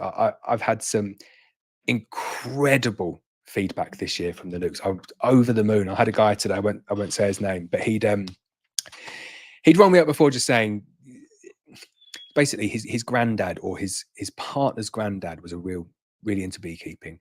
And if I'm butchering the story, sorry, a little bit of artistic license maybe, but this is the way that I understood it. His partner's granddad was really into beekeeping, basically too ill to do the beekeeping anymore. So this guy bought a nuke and he said, I'm going to document it because my granddad or my partner's granddad really interested, but he can't do it, but he wants to, he's going to be my mentor and I'm going to show him the videos and stuff. So I'm going to document kind of what's going on with your nuke. Like, are you happy with that? And I was like, yeah, sounds great. Let me know how it goes. And he rang me up yesterday or day before yesterday. I was out in the garden playing foot volleyball with my daughter. Brilliant fun. And he said, oh yeah, just wanted to give you some feedback on that nuke that we bought. And I'm always thinking, oh damn, what's gone wrong? I'm a natural pessimist. And he basically told me the story of what had happened. And he thought, I'm going to get this nuke, I'm going to build it up, get it to a point where it's good for winter, because it got delivered on the 19th of June. So it's only like 19th of June, yeah, Wednesday the 19th of June. So it's 11 days ago. So he said, I got the nuke, I put it into its colony, I checkerboarded it. And I'm thinking, I wouldn't have checkerboarded it so early. But anyway, he checkerboarded it. And he said he came back a week later and he started off with 3 frames of brood. And he said they have filled the entire brood box full. And he said he's got a queen excluder on there now and a super. And they're already upstairs drawing out the super. It was only 11 days ago, got the nuke. So I was very happy. But there's been lots of instances like that where people have rung up or kind of messaged me or posted it on social media, or really, really happy with the nukes. So it's good. Richard does a brilliant job. Like, it is a combined effort for me and Richard, but he does the majority of the work on the nukes, and he is very, very good at it. It is good. He's building a good reputation for himself as the breeder of prolific but incredibly calm bees. It's great. Frolly's Bee says, Laurence, one of my hives has a yellow dot queen. Would you change her this year or next, or would you wait for her to burn out? I've got a couple of colonies that have still got yellow dot queens in there. So they're 2022 queens. No, 2021 queens, aren't they, yellow dot? I always forget which one. Pretty sure they're 2020, because it was red last year. Yeah, I think it's 2022 was the yellow one, wasn't it? I would let them burn out. As long as they're looking good, as long as they're doing the business, loads of frames of brood, good laying pattern. The worst thing that would happen if they're going to burn out is that they'll just supersede late on in the year. But I'd definitely replace it next year. So it's either do it at the end of this year or do it early next year. The thing is, do you want the destiny of your colony to ride on whether that queen is going to fail over winter? And she's yellow, so she could fail. That's it. She's getting on a bit. I've got my daughter screaming in the background there. Hope nobody heard that. Harry says, how many beehives do you currently have? So it depends, with the nukes and stuff. It's quite a lot between me and Richard. Like, we're well over 1,000 when you add in the nukes now, because the nukes, we sell a lot of nukes. Peter Goss says, got hives with 2 brood boxes after the supers have been removed. Sorry, we do. So got hives with 2 brood boxes after the supers have been removed. Is it best to treat the whole brood boxes ×2 with Apivar first, then do splits after, or do splits then treatment?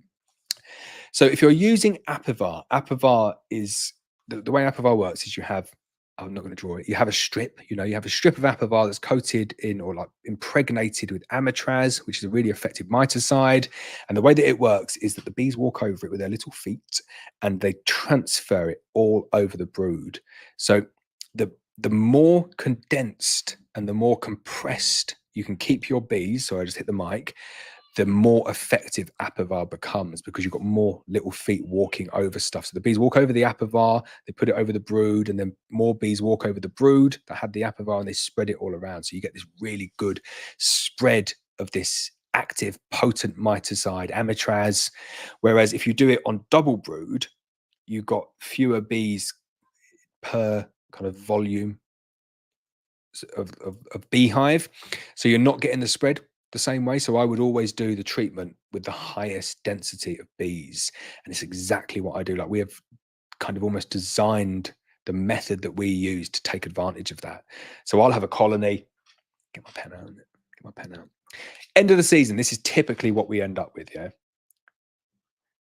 4 supers ish, something like that, single brood box, queen excluder there. So what I do, I come along, I say, right, supers, you're gone. You're in the back of the truck. Thanks very much. And then I take the queen excluder off as well. So I'm just left with a brood box, but I've got like 4 supers worth of bees and a brood box. I put my polyashworth feeder on, and I put my Apivar strip in like that. Wait, dog. And then I feed. So that's polyashworth feeder. So I put loads of feed in there. I got 1 syrup. But what happens is you end up with all of these bees bearding out the front like that. And get it for like a day or two. So I make sure I'll always move that. For me, that's the 15th of August, around them. But I wouldn't, if it was 15th of August and it was just like thunderstorms, I wouldn't do this. You need to do it in good weather. So you compress down. You started off with 4 supers of bees, and they're generally like full of bees and a brood box. So you're starting off with that much bees, and you're ending up putting them all in that box there. And there's not enough space for them. They beard outside the front like that. But it's interesting because I'd love to see some analysis into this. Pain that dog. Analysis into this to see the age of the different bees here. So I think you get all of the good young bees there and all of the older bees that are going to die there. And if they didn't set themselves up like that, I think they'd be a little bit stupid, because what happens is over the next few days, you don't get that bearding anymore. And they somehow miraculously manage to fit inside the box. And you will get like a bit of compression. They'll work out that there is more space in that box than they initially thought there was. So you'll end up getting more bees in there. But I think you will, at that point of the year, just get some bees that die, the older bees that die, and they manage to all fit in the box. But going back to the point that I was making, once you get the bees in that such high density in that box and you've put your Apivar strip in there, and you've put it in really early, 15th of August, really, really early, it means that you nip it in the bud and you get them to a point where you're knocking down all of the varroa really, really early, so that then the bees, when they produce their winter bees, they're not heavily laden with viruses that are spread from varroa. And that is, without a doubt, the reason. Sorry, I'm mumbling because my dog's running around and I think I'll let him out. That is the reason that I get much better overwintering success than I would have done, say, kind of like 2 or 3 years ago. What are you doing? Right, let him out. 1 second.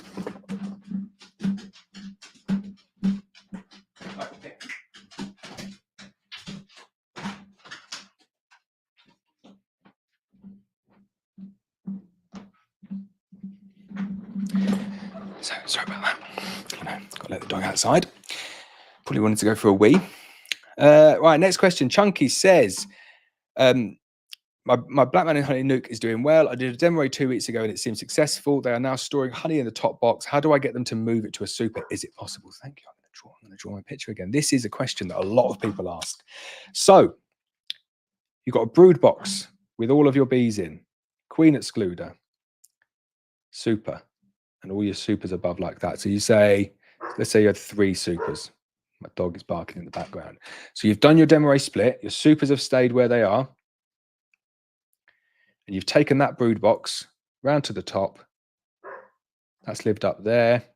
And you've given it a new brood box there. Queen excluder remains in the same place. And you've taken the queen with a frame of brood, placed it down there with foundation. So that's a brilliant setup. But what does happen, like you pointed out, that soon doesn't be brood anymore. All of the brood emerges. The brood goes downstairs. That is honey. And that is brood there. So the manipulation from this point to get it back, to get your honey out of it, is really, really simple. And this manipulation works even if that top box up there has previously been used with Apivar. Super, super simple method. So all you do is you leave your supers. The supers never move. Really good way for remembering that in a Demoray. Supers in exactly the same position, but you take this honey box here and you just place the honey box down at the bottom. You can do this any point throughout the year, but it works best at the end. So you've got your brood box there, your honey box there. Try and not make it too ugly.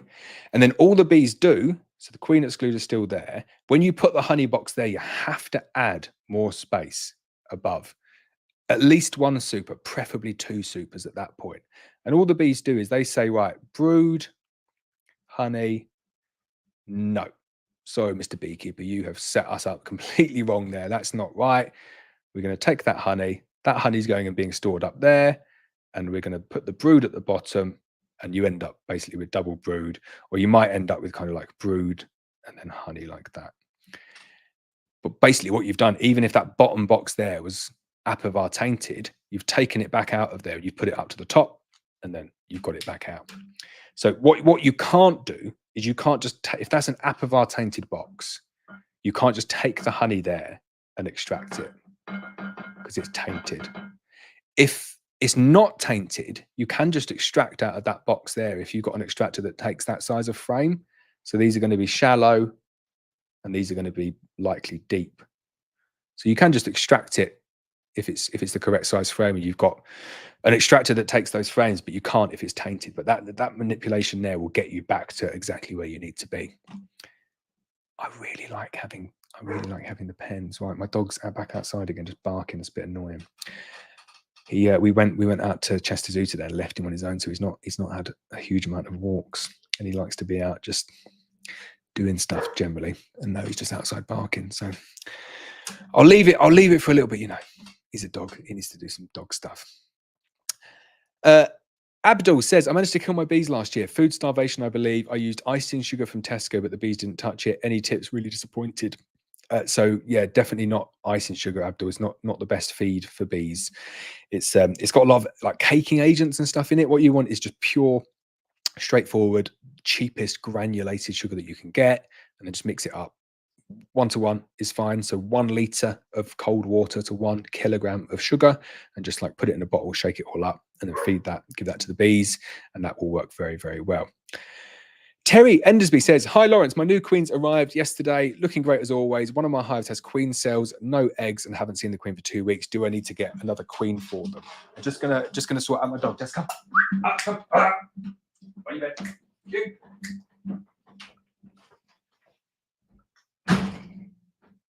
On there. Right. He should be okay now that he's had a little bit of a wander outside.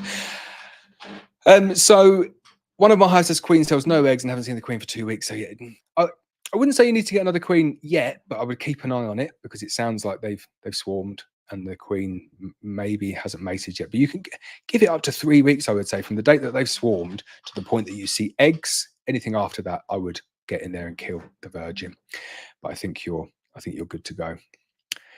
Jim says, hi Laurence, I caught my hive going to swarm, which was a big colony, and put them in a 6-frame nuke. The nuke is full now. Would it be okay to put them in a national hive now? Many thanks, Jim. So yes, absolutely fine. But all I would say is my tips for swarms again are make sure the hive is clean. If it's not been cleaned previously, sterilize it by scorching it. Brand new frames, foundation, starve them for 3 days. But it sounds like you're probably past that point anyway. But also just be aware that swarms do like to abscond. So if you're doing any kind of like messing around with them, they can just go. So I'd get them. The best thing to attract a swarm, not attract a swarm, but to keep a swarm from absconding is brood. So once you get them to the point where the queen is laying eggs, once you get them to the point where there is nice slabs of brood, then they're likely to stay put. So once you get them to that point, transfer them over. Shouldn't be any issues whatsoever. I've got a lot of questions still to get through. I'm gonna have to speed up, and Jasper's gonna have to start behaving himself. DIY Pest Control says, I just transferred 2 nukes into hives and given them 1-to-1 feed. Shall I remove it as I can see the bees are already bringing in stores? So yeah, I would say this point in the year, don't feed them unless they need kind of like emergency feeding. They're probably just getting enough from the natural forage. Chrissy. Hello, Chrissy. How you doing? We've been speaking a lot this week. She says, just want to say a huge thank you to you for all your support this week with my swarming bees and my millions of questions. Never thought I would have to climb up a 30-foot tree to cut down thousands of bees. We've done a brilliant job. So well done. You've got 2 colonies of bees now, which I know wasn't part of the plan, but glad I could help.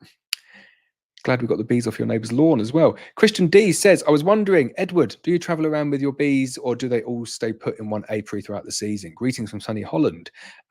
I'll let you off with the Edward. Loads of people at work call me Ed or Edward. But yeah, it's fine. I'm not even going to say it's wrong. No, so I do generally stay put. Even with the heather apiary, it's a static heather apiary. So we're not geared up for moving them around. And because we're in North Wales, there isn't really anything to move them to. The only thing that you would move them to up here is the heather. And then everything else is just like there's loads of flowers and loads of trees everywhere. So there's nowhere to really go. So no, we keep them all on static apiaries.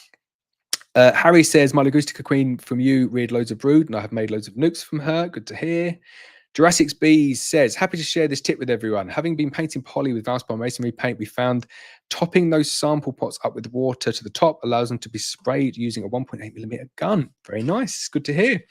Did you find that you needed like extra coats watering it down? I do like Valspar paint. It's good. I've been doing another painting video this week using a completely different style of paint, not on poly. So don't worry, I'm not changing the paint that I'm using for poly is definitely Valspar, but I've got a cool video coming out and a slightly cool, not an idea, but just something a bit fun and a bit different. It's pretty good. Oh, so I've missed a question. I'll jump back to Steve in a sec. Ben Wong says, very excited about watching your special genetic queens and your new apiary. Me too. And then Steve's Honeybee says, when do you start to increase the days between your inspections? So as I said before, they've got the summer solstice is like the trigger for the queen to stop. 3 or 4 weeks later, you should start to see like a really gradual decline. And it is gradual. It doesn't start off being extreme. It's very gradual. So definitely not before 6 weeks after the solstice. So I would say at that point, kind of like middle of July, back end of July, definitely once you get into August, no, I don't even bother any inspections at all. And once I do that manipulation where my bees are fed and they've got the apivar strips in, I don't touch them again the whole year. And I might lose one to swarming. I might have one that fails. You might miss something like that, but the time taken to go through all those colonies, and you can damage queens when you're lifting out colonies when they're really like full of syrup like that, and the frames are a bit kind of like mushed out. You can roll queens. So I think overall, the laid back approach at that point is probably safest for everyone.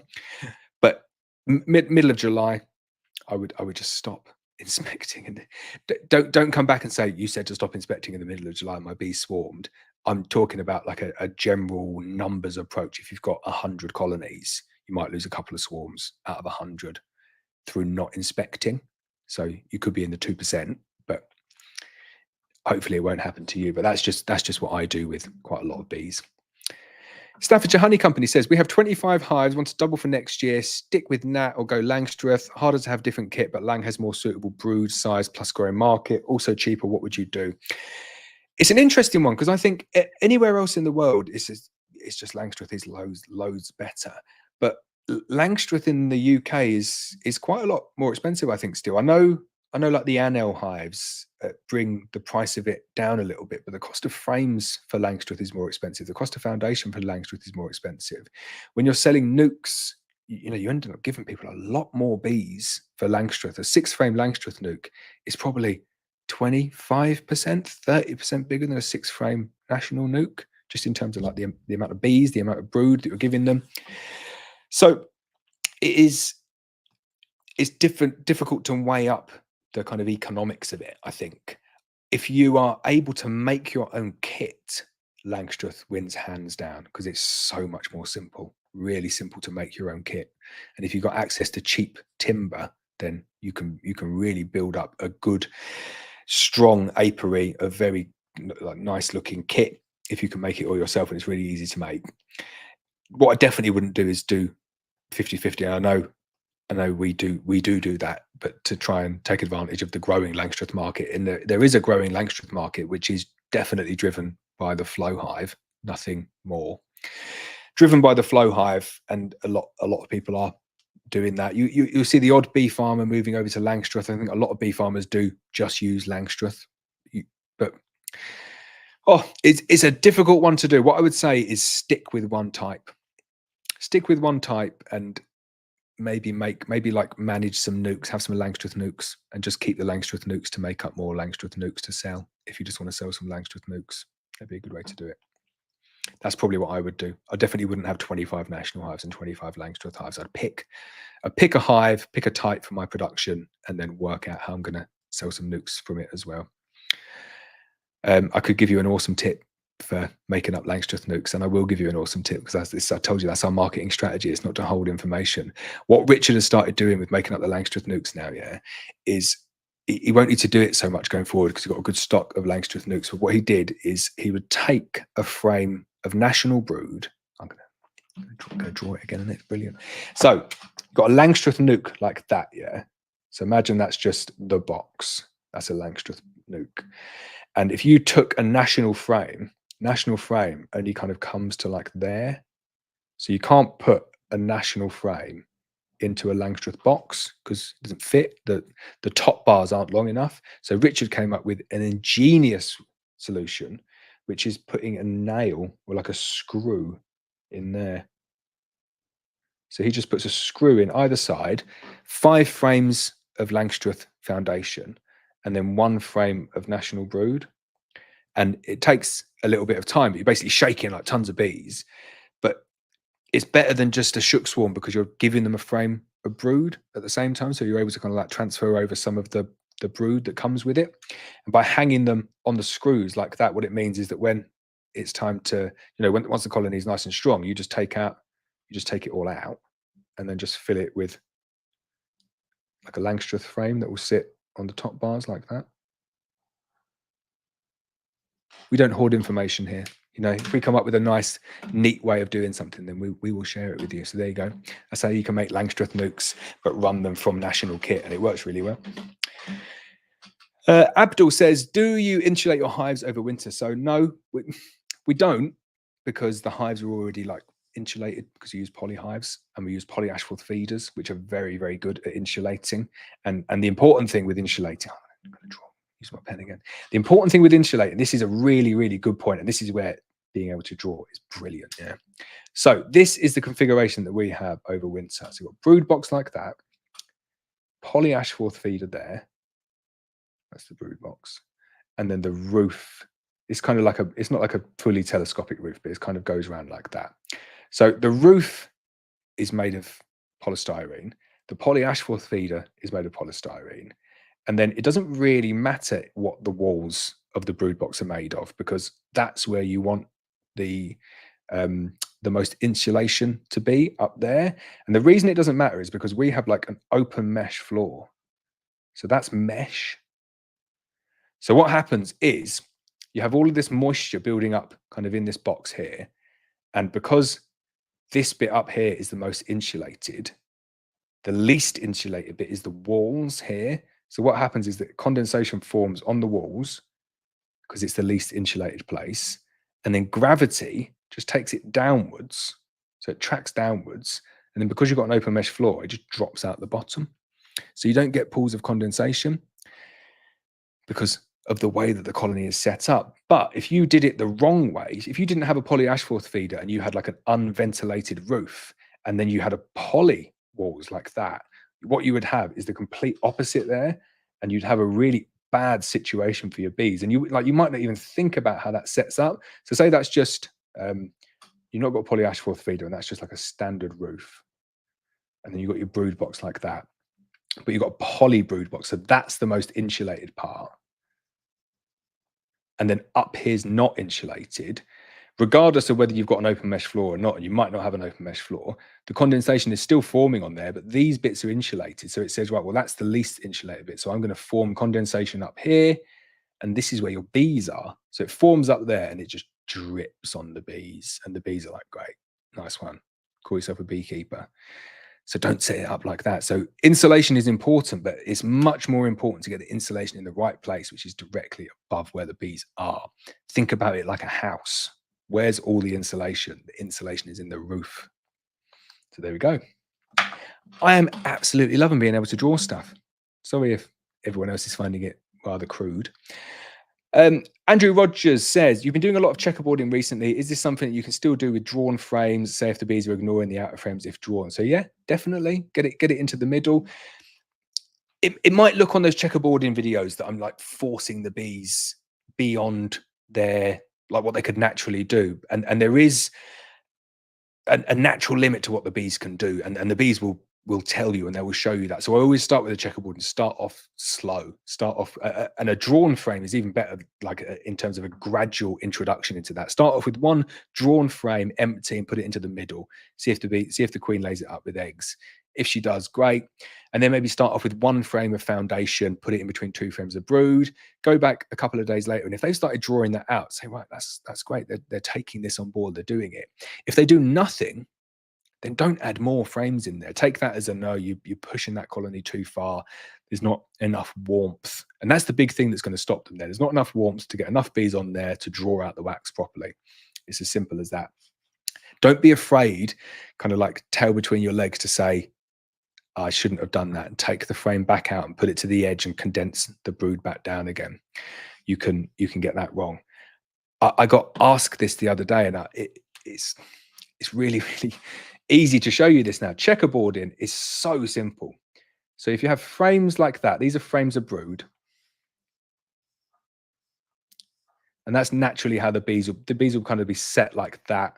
And on the outer side here, you'll just have frames of foundation maybe. So if these are kind of brood, brood, brood, brood, and then if you just got lines for foundation, say, so foundation, foundation, foundation, foundation, all checkerboarding is you're just taking out a frame of brood, replacing it with a frame of foundation. And you replace the frame of brood to the outer edge like that. So that's all the setup is. You're just kind of moving stuff around.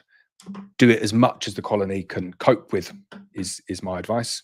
And it does, it gets them going, turbocharges them. Have some water. Sitka Tree Services says, pleasure to watch the live stream. Thanks, my pleasure. Nigel Timms, hi Laurence, love your live streams as a new keeper. I have spent today trying to capture my first swarm that was 8 to 10 meters in height in an ash tree. After getting most of them, they are now bearding. So that's good. Like bearding just means they've probably not got quite enough space in the box, so you could add more space in there. But glad you got them. You said, what would you do if you've got a swarm and you've taken a swarm and put it in a box and they're bearding? You need to work out whether they are properly bearding, is in all of the bees are on the outside, or they're filling the box and there's not enough space in the box and there's a bit of bearding coming out. One of the tips that I would give, and this is probably what it is that swarms absolutely hate open mesh floors.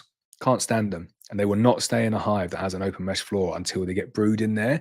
So if there's an open mesh floor, just close it off. What they could also be doing is that it could be kind of like quite warm, so they just be out and then they'll go back in when it gets a little bit colder. But there's a few different variations. But I would check to see if the open mesh floor is there. I would close it up and potentially add another brood box on as well to make sure they've got enough space. And if you can get them all in there, don't be afraid to close them in there for 24 hours. Give them a spray with some water first to make sure they're not too hot. You can melt a swarm quite quickly. Cub Rider said, my Black Mountain Honey Nuke did a full super last week and checked today and another full cap super, third one fitted. Wow, excellent. Love it. Another good news story. Good to hear. Ben Wong, I've always thought a Demoray are 2 supers. All of your picks today have 3. Any reason why? So a Demoray is a minimum of 2 supers. For me anyway, I just a minimum of 2 supers, but it could be 3, it could be 4, it could be 6, it could be any number, and you can do it on any number of supers. There's no upper limit really to the number of supers that you can use, but 2 for me is the minimum because I like that separation between the upstairs brood and the downstairs brood, or the downstairs queen. Ashley says, hi Laurence, do you ever have any issues with honey fermenting? I had a large portion of last year's spring honey measuring 17.8% fermenting in buckets. That is very, very strange. The only time I've ever had an issue with it fermenting at such low water content is if you leave like a huge amount of air in the buckets and you're keeping them at like quite a warm temperature. But if you've not got any air in the buckets and you're keeping the honey stored in a warm temperature and it's like brand new clean buckets, that is very, very strange. I've not seen fermentation kind of that low before. That is odd because that is pretty low. So you say, do you have any advice to prevent fermentation and any suggestions on what to do with fermented honey, please? So fermented honey, there's not a huge amount that you can do with it. I wouldn't be feeding it back to bees. Make some mead because it's kind of like partially fermented anyway. Mead's probably going to be the way to go with it. Hopefully it's not loads and loads, but mead's nice. Any advice to prevent fermentation? A really, really good tip for honey supers and for getting them down. How did I do it before? I'm just trying to think how I did it because I had a problem with some honey that was high moisture content and I used a dehumidifier, but I'm just trying to think how I got it to the point where I'm pretty sure what I did was stacked the supers up in the room and just run the dehumidifier in the room and just kept on taking out all the moisture. But I'm just trying to think, was that what I did? Because I'm thinking if it's not uncapped, it wouldn't be taking out the moisture. But I'm pretty sure that is all that I did. It's just I've got these like metal stainless steel trays that I sit all of the honey on in the honey extraction room. So I just stacked them on, turned them at 45-degree angles all the way up to the ceiling, and just left them in there for a couple of days with the dehumidifier on. And it got it really, really low. Like it got it down to like 16, 15, 16%, which is like about as low as you can possibly get honey. So that does work. But for me, if I saw a bucket of honey at 17.8%, I'd be thinking absolutely fine. Paul says, if a queen has a queen with good genetics does not lay lots of brood and just slightly poorly mated, is it okay to raise her eggs into queens in the hope that they mate well and carry on her good traits? So yes, theoretically, but it also does come down to like the quality of the eggs.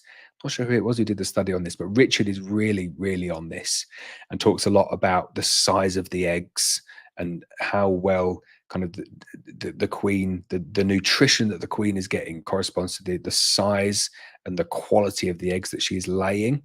So if you've got a queen with good genetics, the genetics is only kind of like part of it. If she's not laying lots of brood, poorly mated, are the bees keeping her well fed? Is she in tip-top condition?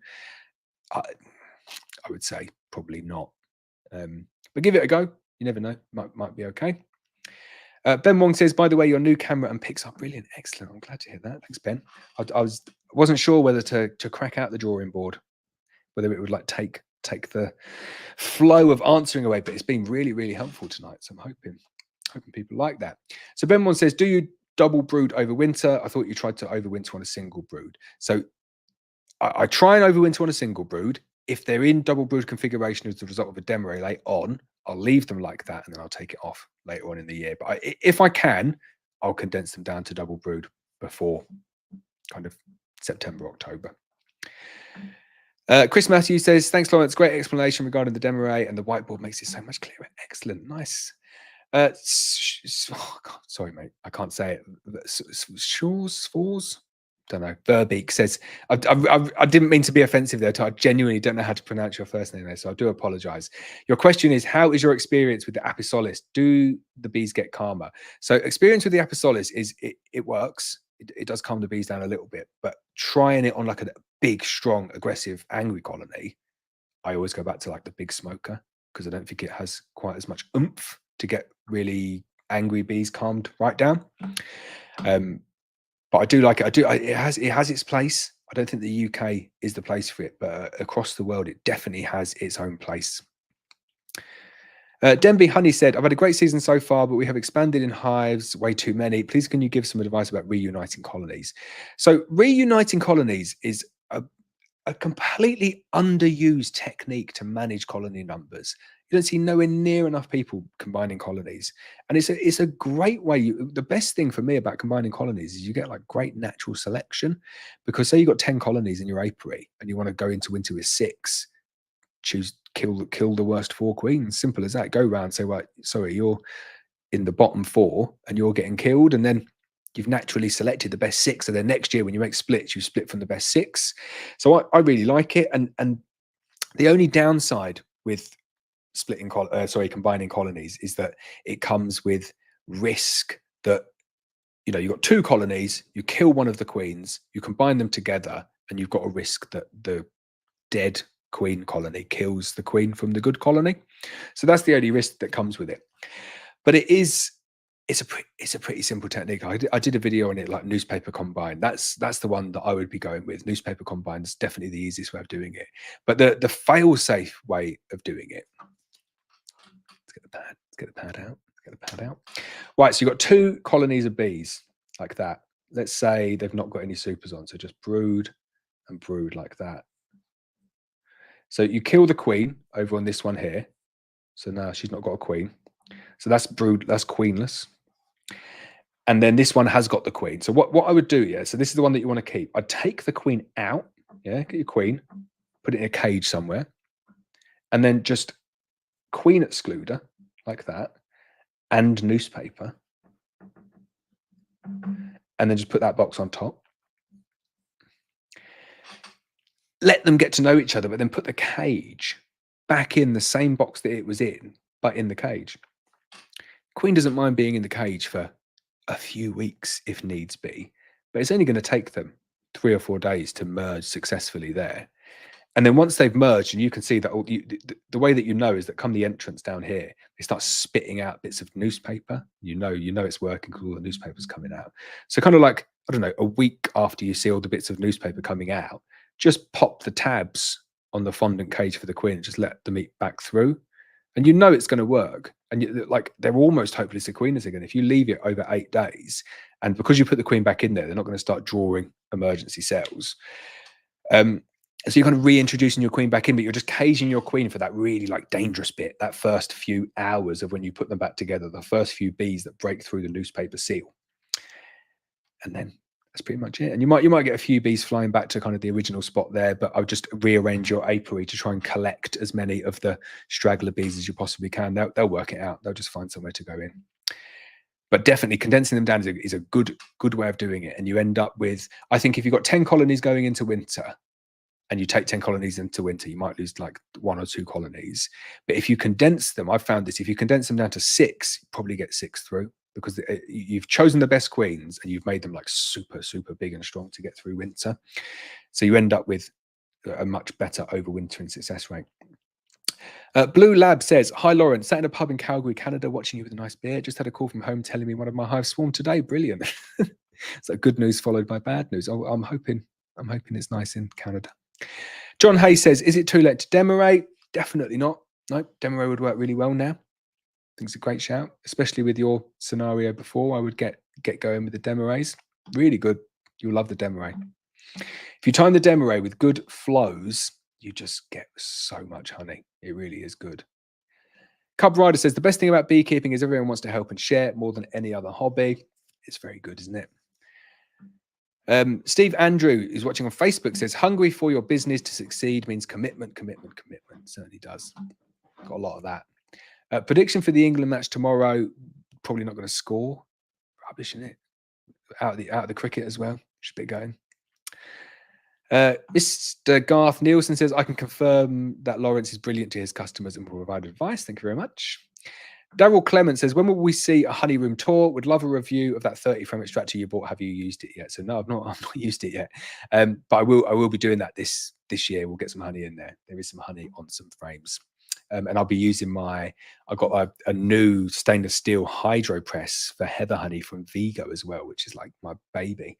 And then didn't get any heather honey last year, so I didn't get to use it. Hollow Oak Stores joined as a channel member again. Thank you very much. Joshua's going to love it. I was talking about Joshua before. I won't tell you which bit. Hi, Josh. Bob says, I bought a queen, not from you. It went in a split that was huge in a 6-frame nuke. A swarm I had rehomed went into the split hive. It was giant. Very nice. Mark says, do you think instead of adding another brood box after the first Demoray, could you swap the old brood frames at the top, which most likely would be full of honey, with brood frames from the bottom brood box? I've got to read it again. So I can do it on there. Do you think instead of adding another brood box after the first demo, you could swap the old brood frames at the top, which would most likely be full of honey, with brood frames from the bottom brood box? So you could, but I'm not sure what the game would be for doing it. I see what you mean in terms of getting the honey and the brood in the right place.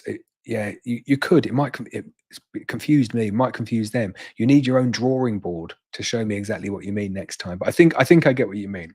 So you're saying, thinking is the hive will move the honey upwards and the queen will have space to lay. Hopefully not a silly question. So there's never a silly question. I think I love thinking outside the box. Horrible term, but relevant to beehive boxes.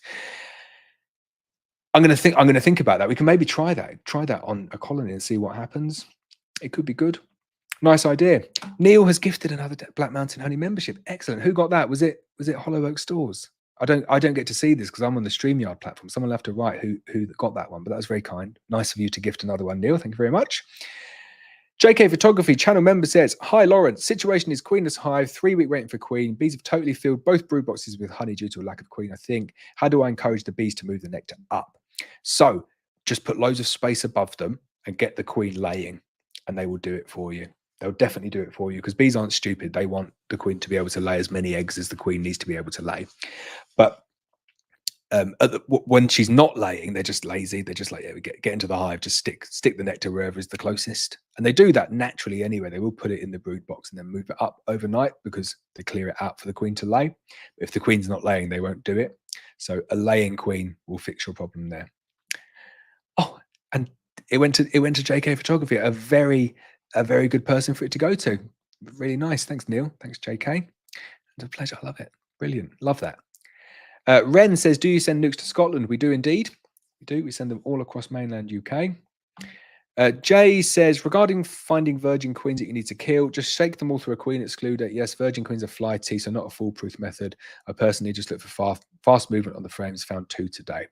I think fast movement on the frames is the one for me. You do get the hang of it. Like you get your knack in. I just finding virgins. Easiest one, don't let them hatch. Second one is just make sure that they're only hatching into like small nukes. If they're in little 6-frame nukes, they're pretty easy to find. The other good, like the absolute last method that I will use is just pick up the colony, or if it's in a nuke, pick up the colony, pick up the nuke, and just go and take it 10 meters away, and then set up a new hive or a new nuke on the stand with a queen excluder over the entrance, and just shake all the bees out into the air. The virgin can't get back in.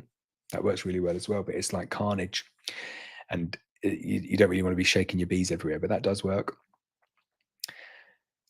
Neil says, one blogger added to the queen excluders are honey excluders. Apparently queens will not go above a full honey super. Yeah, it's just not true. That is just not true at all. Look at what the bees did in my checkerboarded colony. They had colonies that were fully, just like a full honey super, and there's just the queens going up and just scattering brood at the top. So it's not to say that it's not always not true. And this is the thing with beekeeping, and this is the thing with like the Varroa treatment one's a big one, that people feel vindicated in their decision to do something, and they feel like, well, I did this and this happened, so therefore what I did must be right. And this is what happens with Varroa. People say, I'm not going to treat my colony for Varroa because I want natural selection to take place. So they don't treat their colony for Varroa, and the bees don't die, and they say, that's it, I got treatment-free bees, absolutely fine. I picked some good stock here. And then the next year they don't treat, and the bees don't die, and they're like, brilliant, this is great, absolutely fascinating. And then the third year all their bees are dead, and they wonder why, and they say it's because there was too much moisture in the hive. There's always, it's never Varroa, it's always some other reason why all of their bees died at once, and it's Varroa. And that's not to say that you won't get pockets of Varroa resistant bees, but just on like the wider scale. Evolution doesn't happen that fast. It would be nice if it did. Bob says, I put that one, done that one already. John Hay says, what course did you do about disease prevention identification? So it's a bee farmers course called Disease Accreditation Scheme for Honeybees. Good course, but you need to be a bee farmer. Ben Davis says, I have 2 supers of honey and the third is getting there. How much more honey crop do you think I could get by the end of the season? So that's $64,000 question, isn't it? If it carries on raining, none. You'll go backwards. If it carries on with beautiful sunshine, you could have 6 supers. So anywhere in between there. I'd like to think that you could get, in an average year, like double what you've got. Late Night Knit says, I watch a quilt program on Twitch and the woman on it loves the functionality. So yeah, I do. I am running it just on StreamYard, so I'm kind of like streaming to Twitch. First ever stream on Twitch. So if you're watching on Twitch, it's amazing. I don't think anyone is. No one's commenting on Twitch because they're all busy either watching a quilt program or playing World of Warcraft. But I just thought, there might be some random people out there who are interested in talking about bees. And I think when I do my live apiary inspections, that could be pretty cool. And I promise you the audio is going to be good, and I promise you the visuals are going to be good as well. Ben Wong says, why haven't you been wearing your ventilated suit much in your recent videos? So A, it's not been very hot, but B, and more like importantly, it's messing up the exposure in my videos because I film myself. I can't be the other side of the camera, like messing around with white balance and messing around with exposure and making sure that like every cut that I get is correctly exposed. And the white suit, where the whole suit is white, the camera doesn't know what's going on, so it blows everything out. So you end up, you'll look on some of the videos, you'll see it where like everything's really bright and then it goes like really dark, and it's just that the camera doesn't know what's going on. So the normal like sage bee suit, I don't have the same problem with at all, and because it's not hot, I've just not been using it. But it was simple as that. Oh, good question. Alex Ward, where would you say is the best part of the country to keep bees? So couldn't get a more subjective question or answer. Like whatever I say is going to be wrong. But do you know where I think, for me personally, where I think the best place would be is like in the middle of nowhere up in Scotland. Sorry, everyone else, but where it's just heather. And like I look at Murray McGregor's Twitter feed, and some of his locations are absolutely stunning. And I sent some bees up to Colin at Foxes Afloat, got a YouTube channel. They used to have like a narrow boat. They've got like 150,000 subscribers, and he keeps bees now, does some cool things with bees. But we sent him up 12 nukes, and he's got like I think it's called a Highland. I want to call it a Highland crotch. It's not a Highland crotch, is it? What's it called? Someone will put it in the thing. It's a Highland something, not crotch. He'll laugh if he heard me call it a Highland crotch. But up there it was beautiful as well. So you've got like a nice lock, and then it's just like covered in heather. Basically somewhere where there isn't any people. And it's not that I don't like people, but I just like live quite a fast-paced. I don't live a fast-paced life. I'm lying. I drink tea and I sit at home in front of a computer, but it's quite intense. So like being outside and just like being in nature, I really enjoy. Wales is brilliant for honey because you get something that not many other places in the UK offer, which is just such wild nature and so many different plants, but you don't get much honey. So Wales is terrible for honey. You don't get good honey crops in Wales. Down south where you have like arable crops and you can move them around and you can go oilseed rape, field beans, kind of borage, and then go take them up to the heather somewhere. That's where you're going to get bumper crops, but that knackers the bees as well. So it is what part of the country is best for bees it's a difficult question, because do you want to get the best honey, or do you want to get the most honey, or do you want kind of just somewhere to be peaceful and nice and just be out in the open? So I think that is what's beautiful about beekeeping. That's what makes beekeeping so nice, is that every different apiary is different. So another guy messaging me about a nuke that I sent him, and he's been sending me some really cool videos. I've been loving it. But he's on like a rooftop in Bristol. So that's as much information. There's not going to be there'll be a lot of rooftops in Bristol. But he's been sending me some pictures of like the background and up in the city and like the river. And I was like, that's a really cool apiary. Like that is a cool apiary. It's not Highland of Scotland, but it's something, it's something different. And if you're in a city and then you've got like a lovely little tranquil place on a rooftop, that's pretty cool as well. So I like all apiaries. There you go. That's my answer. Ben Jones says, just wanted to shout out Laurence on amazing customer service. 6 queens in April and have been absolutely great after service. Thank you so much. 100% recommend. Thank you very much, Ben. Very kind of you to say. My screen just gone off there. Richard R. Briner says, honey equals money. Yeah, very true. John Hayes, so introduced caged queen. The bees propolized every hole in the cage. Attendants and queen still fine. Broke tab and cleaned holes, but is that normal? It's weird when they do that. I always take propolized cages as a sign that they really don't like the queen and they're trying to kill her. But they can't be that clever, can they? They can't be like, if we propolize these holes, she's not going to be able to breathe. So, but I've never found them doing it on a straightforward introduction. It is a weird one. I think it's just like ultra bees that really like to propolize stuff. So maybe it is just that. I don't know. But it's whenever I see it, I always clean the holes off and then keep an eye on the colony. DJP says, are you going to do more videos with just Alex soon? So I'd like to do more videos with Alex, but he's a YouTube superstar. He doesn't want to spend loads of time doing bees with me, but we might do another video next year. We will see. AI Taylor says, what is an extension box? Basically just another box to put on top of your bees. So if you've got a nuke, it's just another box that goes on top. As simple as that. Well, I'm going to have a sip with my tea. It is still roasting hot. So I've been doing this stream nonstop for 2 hours and 7 minutes. And I made my tea maybe like 15, 20 minutes before. And it's like still burning my lips. So I'm going to take my lid off. It's a bit hot, that. Tea bag's still in. I'm brewing for 2 hours. But it is a pucker. Where we're going to get the screen. There you go. It is a pucker relaxed tea. It's nice. I like my herbal teas. Keeps me hydrated. Right. David McDowell says, how long will sugar syrup keep in a sealed container? So not that long. 1 to 1, like a few days if you're lucky. 2 to 1, a bit longer. But even a sealed container, there'll be a little bit of air in there, and there will be like mold spores in there anyway. If you're going to keep, just add a bit of Hyperlife. Add a bit of Hyperlife and it will last for weeks and weeks and weeks. It might, if you've got 2 to 1 and you add Hyperlife to it, it might even last over winter. But I wouldn't be making up syrup to keep it any length of time. Interestingly though, invert just basically lasts forever. And that's why I like using invert now, because it's always just readily at hand for emergency situations when I need it. Right, let's go. Drink some more tea now. Peter says, how do you store your spare brood boxes and brood frames over winter to prevent wax moth damage? So I used to do something different, but you know what I do now? I burn them all at the end of the year, or I send them down to Richard, and Richard dips them in caustic soda and then reuses the frames. So I don't store any of them. And we're lucky in the sense that we get a huge churn of brood frames. So we like next year's nukes that are going out, or every single one of the frames in next year's nukes that are going out was made this year. So none of them are ever going to be older than 12 months again.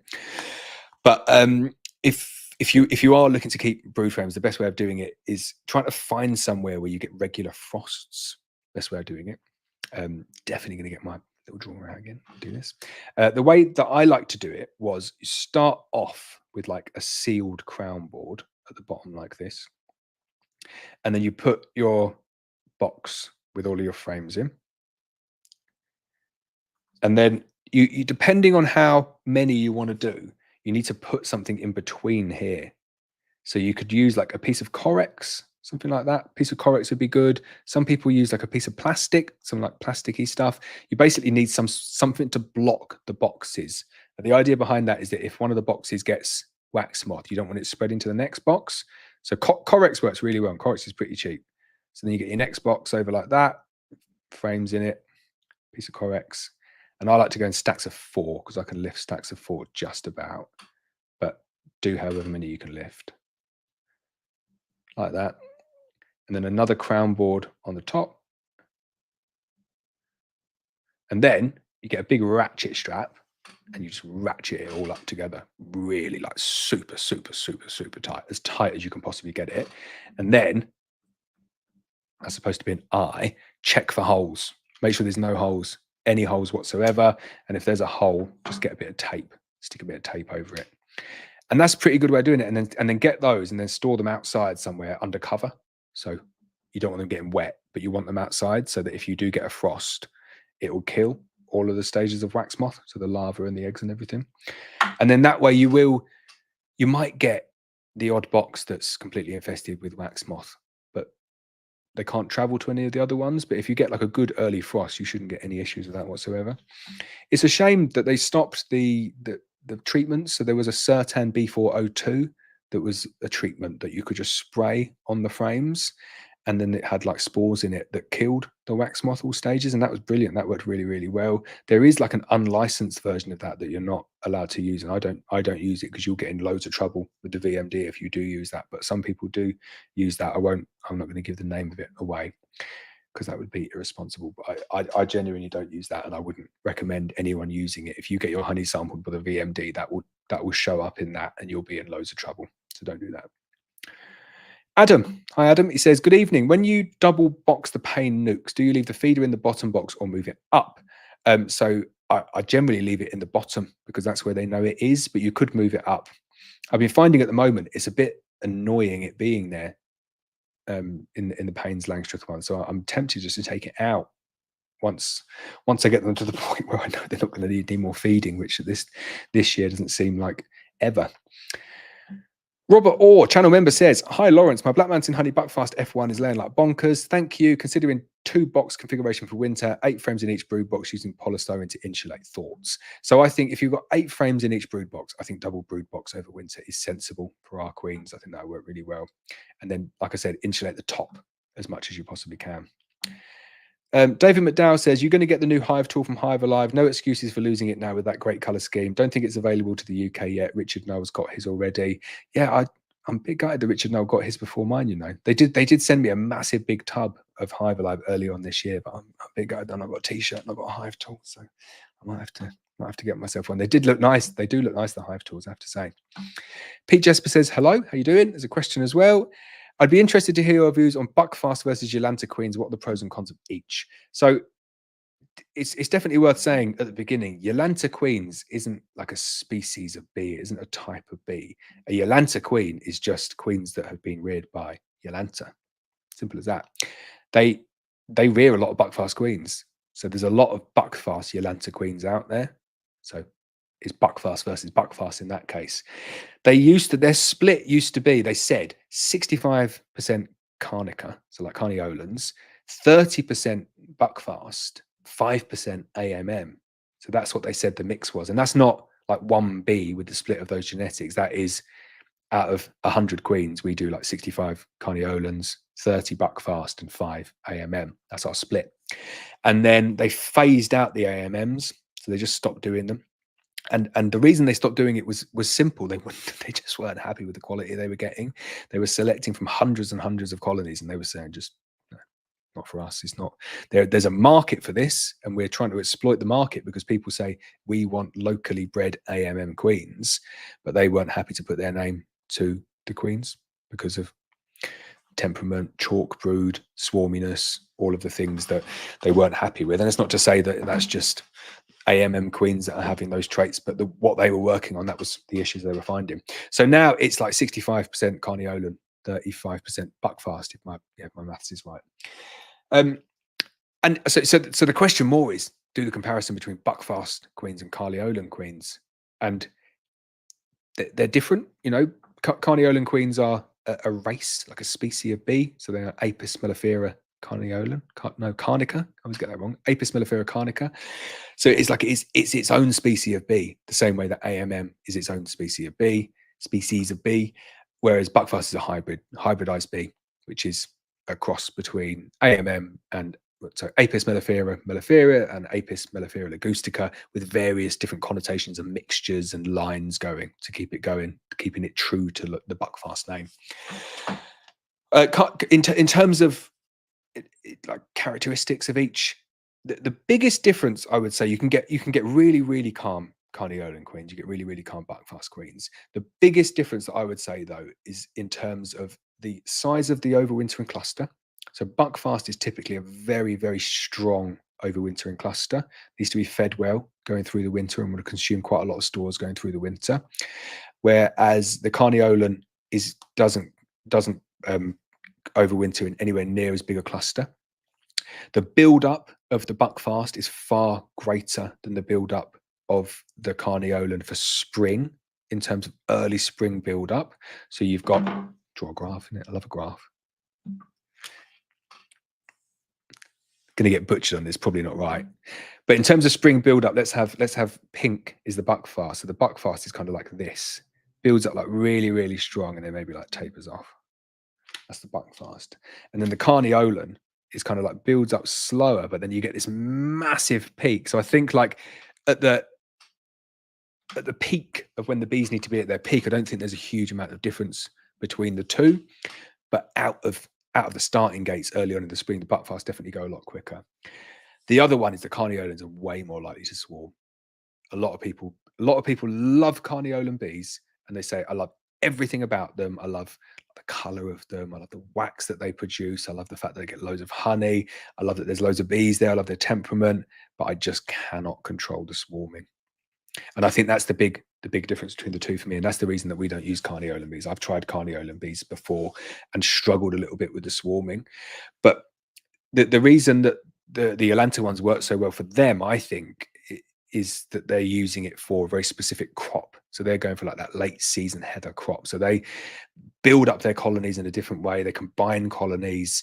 And like the Yolanta queens, the best way of describing them is that they are designed specifically for Murray's unit. They are designed for Murray's bees and Murray's locations and Murray's apiaries, nobody else. And just as an aside, other people want to buy the queens because they've got good genetics in them as well. So hopefully that was useful. Hopefully I didn't say anything to annoy Yolanta there. DJP said, I recently joined my local Beekeepers Association and received a lot of criticism for wanting to use buckfast bees instead of native honeybees. I feel a little confused in what to do at the moment. So I don't like to get dragged into the argument too much. All I would say in response to that is that the people who don't like buckfast bees generally haven't tried them. So I'm not sure how they can have an opinion on something that they've not tried. Also, the word native honeybees, they're not native, are they? Because all the native bees got killed in the 1900s with Isle of Wight disease, and then they restocked them with AMM bees from Holland. So they're kind of, they're native, but they're Dutch. I hear of people importing AMM bees at the moment, which I think is quite ironic. But I've tried local native mongrel honeybees and I didn't get on with them. And I tried them for years and I found them to be aggressive and bad tempered and didn't produce much honey and swarmed and had lots of chalk brood. I know other people who really, really do like them and other people who they swear by them. And I've seen their bees and their bees look calm and they produce lots of honey. So I think it's locational as well. But what I don't like and what I genuinely won't stand for this, it really annoys me, is that people use like the buckfast bees as a way of saying, well, they're causing aggression in my colonies and it's the buckfast bees' fault. And I think, oh, hang on. Have you seen the buckfast bees? Like they're pretty chilled out. Have you seen your bees? They're vicious. But then the second generation of buckfast being vicious is the buckfast bees' fault, whereas it's the local AMM genes drones that are in the air. I just, come on. If we're going to have a sensible argument about it, let's have a sensible argument about it. It's the AMM, it's the AMM drones that are causing the aggression. It's nothing to do with the buckfast bees. If you take buckfast bees into a completely isolated environment and then take them down to F2, F3, F4, they remain like well chilled out the whole way down because they're mating with more buckfast drones. So I used to properly sit on the fence and try not to kick up a fuss with that one, but I do get annoyed about people having an opinion on something that they've never really tried themselves. So I like to give people an option for people who want to keep local bees. It's great, keep local bees. What I always find interesting though, and this year is the perfect example of that. No one's selling local AMM queens because it's been rubbish weather and the queens haven't been going out and mating very well and no one's been kind of taken advantage of it. So if they were that great, surely, you know, there's a market. People want to buy native queens, but they're not available in any numbers because they kind of often just get to like 6 or 7 frames of bees and swarm, which isn't ideal. So please don't take that the wrong way anyway. I'm saying, like, I have respect for anyone who wants to keep local native bees. It's completely up to you. I've seen good examples of it as well. I'm not saying all local native bees are bad, but I don't like the hate that I get for keeping buckfast bees or selling buckfast bees, because we get good feedback from people about keeping buckfast bees. And I think buckfast bees are good. I think buckfast bees do a lot of good stuff and keep bees in the air, which means that the fruits get pollinated and, you know, probably winding people up further. So I'll just stop talking about it now. Nicholas James says, hi Laurence, I did an inspection today following putting in a frame of eggs. No queen cells drawn, but loads of drones. No eggs either, just can't find a queen. What do I do?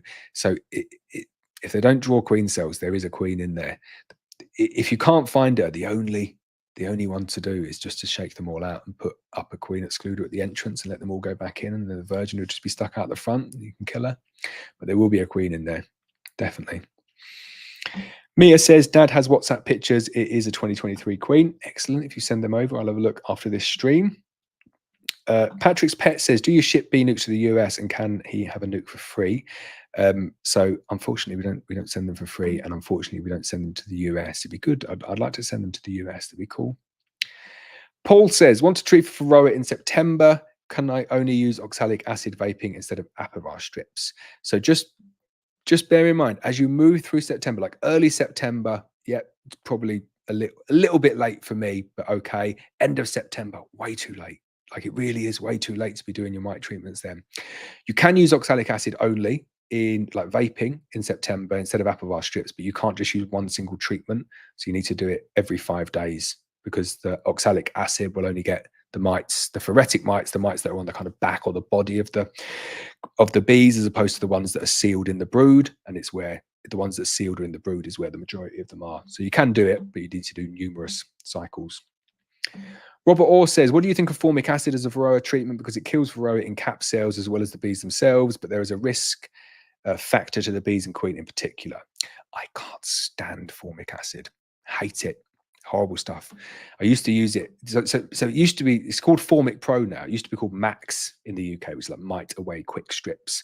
And it was good. It wasn't good, but it had a real selling point when it was Mite Away Quick Strips, in that it was licensed to be used with the honey supers on.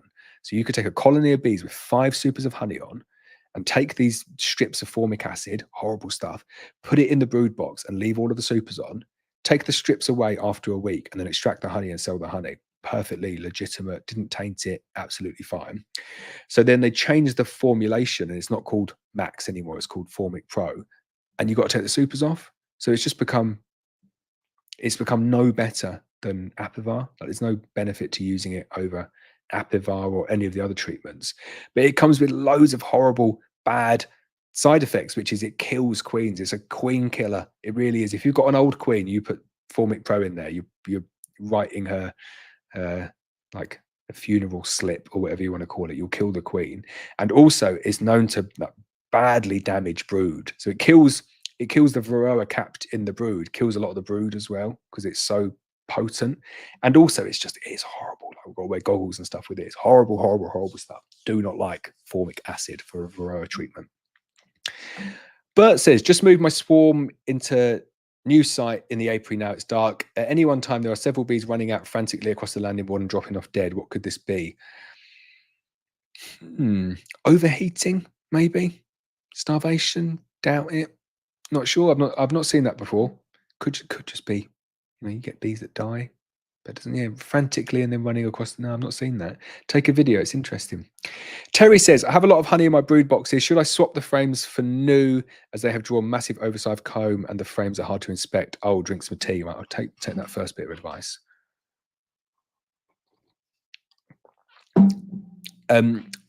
So no, I wouldn't. So if they've drawn loads of honey in your brood boxes, I would just put the supers above and just bruise the frames.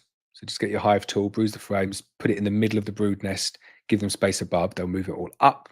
And then once they've done that, then you just trim the frames down, get them back to size. It's annoying when they do oversized comb. Lynette says I need a rag for my board next time. It's good. Yeah, we do need a rag as opposed to me doing my little, these are cool, these little rubbers, but yeah, need a rag. Good point. That was the same question. Mia says, in happy news, my Black Mountain Honey 2024 Langstroth nuke has done 20 frames of full brood. It's the best laying queen I've ever had. I've left it as a nuke and take 3 frames out at a time. Best bees ever. Oh, amazing. That's good to hear. Good stuff. Chunky says, thanks for a great chat. How can I stop the bees storing pollen in my cup comb? So just remove the cup comb further away from the brood nest. Go on. I'll get the pen out again. So you will get this. So you get like a brood box. That's where the brood box is. And then you've got like your supers up there. So bees will store, you've got like brood. This will be kind of like brood area here. But then you'll get like this pollen ring. And you see how the pollen ring, I know it's going outside there. It shouldn't really go outside. We'll go like that. So this is kind of like the ring of pollen. So if you've got, that's your first super there, you'll start to see it at the bottom there. So we'll just move it up one and then keep it away from the brood nest, and that will keep it away from where they're storing pollen. And if you find they keep on storing it, just keep on moving it up and up and up away from the brood area. That should work really well. Chester says, hi Laurence, when should I stop feeding the bees after installing a nuke? 8 of 10 frames drawn so far, thanks. So that is coincidentally my rule. So I always say once 80% of the frames in the brood box are drawn, stop feeding. And it gives you that buffer so that you never feed too much and then the bees swarm as a result of you feeding too much. Nuke transferred 2 weeks ago, so that's good. Good strong nuke getting on. But definitely do it now. And at the same time I say, stop feeding when they've done 80% of the bees, queen excluder on, first super on, and then that's a good rule of thumb.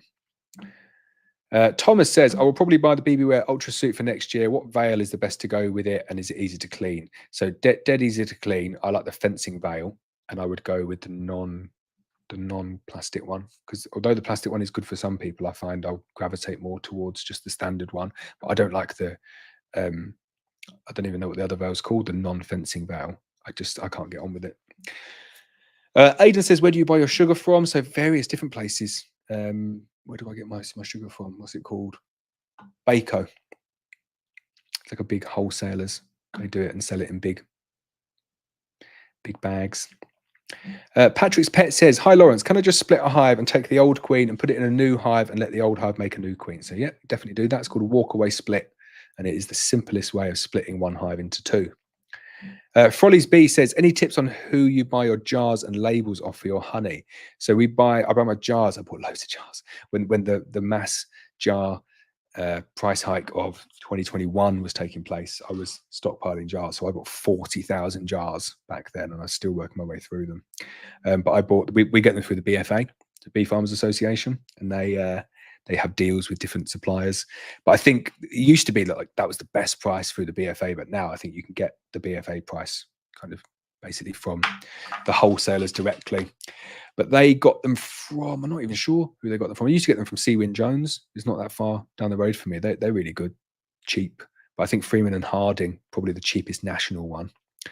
But we got us through the BFA. I was just thinking who the other big company is. I can't remember because we don't really deal with it. And then labels, I use Printed Easy for my labels. But I've had a couple of issues with them, but they fix the problems whenever there are problems. But they're more geared up for, 10, 20,000 labels at a time, not like a few hundred. But they are good. Alex Ward says, regarding the early timing of your Apigard, so it's Apivar, but yeah, Apigard treatments and the benefits of increasing healthy winter bees. Is that a tip someone told you or you discovered from experimenting with various timings? So just, I don't mean to sound pedantic. I really don't like Apigard. It's Apigard's like a thymol-based treatment with like a gel, and it doesn't do anything. Absolutely useless. Most overpriced rubbish ever. So sorry if anyone's got Apigard, they're going to use it. It is rubbish though. No, it's Richard. So Richard told me that, and I didn't believe him. And I just said, "What are you talking about?" He said, "Do you want healthier bees and more bees going through winter and loads more honey?" And I said, "Yeah, sounds good." And he said, "Do this." And I said, "Well, what? Cut the season short by 6 weeks?" And he said, "Yeah, cut the season short by 6 weeks." And he said, "In the long run, it pays dividends," and it did, and it really does work. And it's quite nice because it's you let the bees set themselves up for winter. You kind of say, well, you sort yourselves out. I've taken some honey off you, but now there's loads of the season left to go. I've sorted you out for mites. I've given you enough food, but you go for it. Go for the bramble. Go for the Himalayan balsam. Go for the ivy. Set yourself up as you need to. I'm not going to come in and start messing around and changing stuff. Properlize down all the boxes. Get everything nice and set, and then get yourself ready for winter. And they do.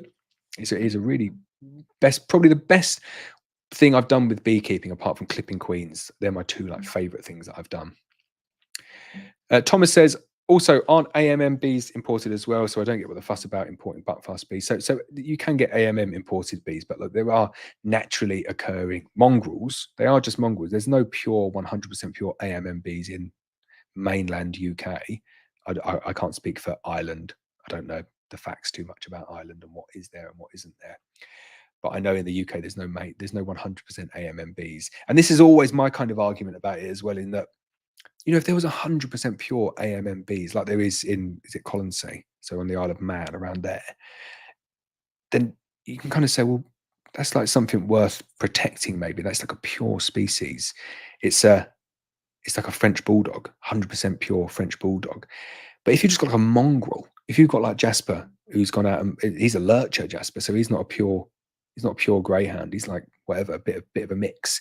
You're not going to try and say, sorry, mate, I'm not talking about you like I'm not going to save you. We're not going to try and just protect this mongrel breed because it's just mongrel breed.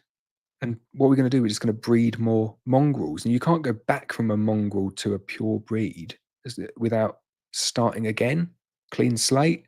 And the only way you can get a clean slate is by importing, because it doesn't exist internally.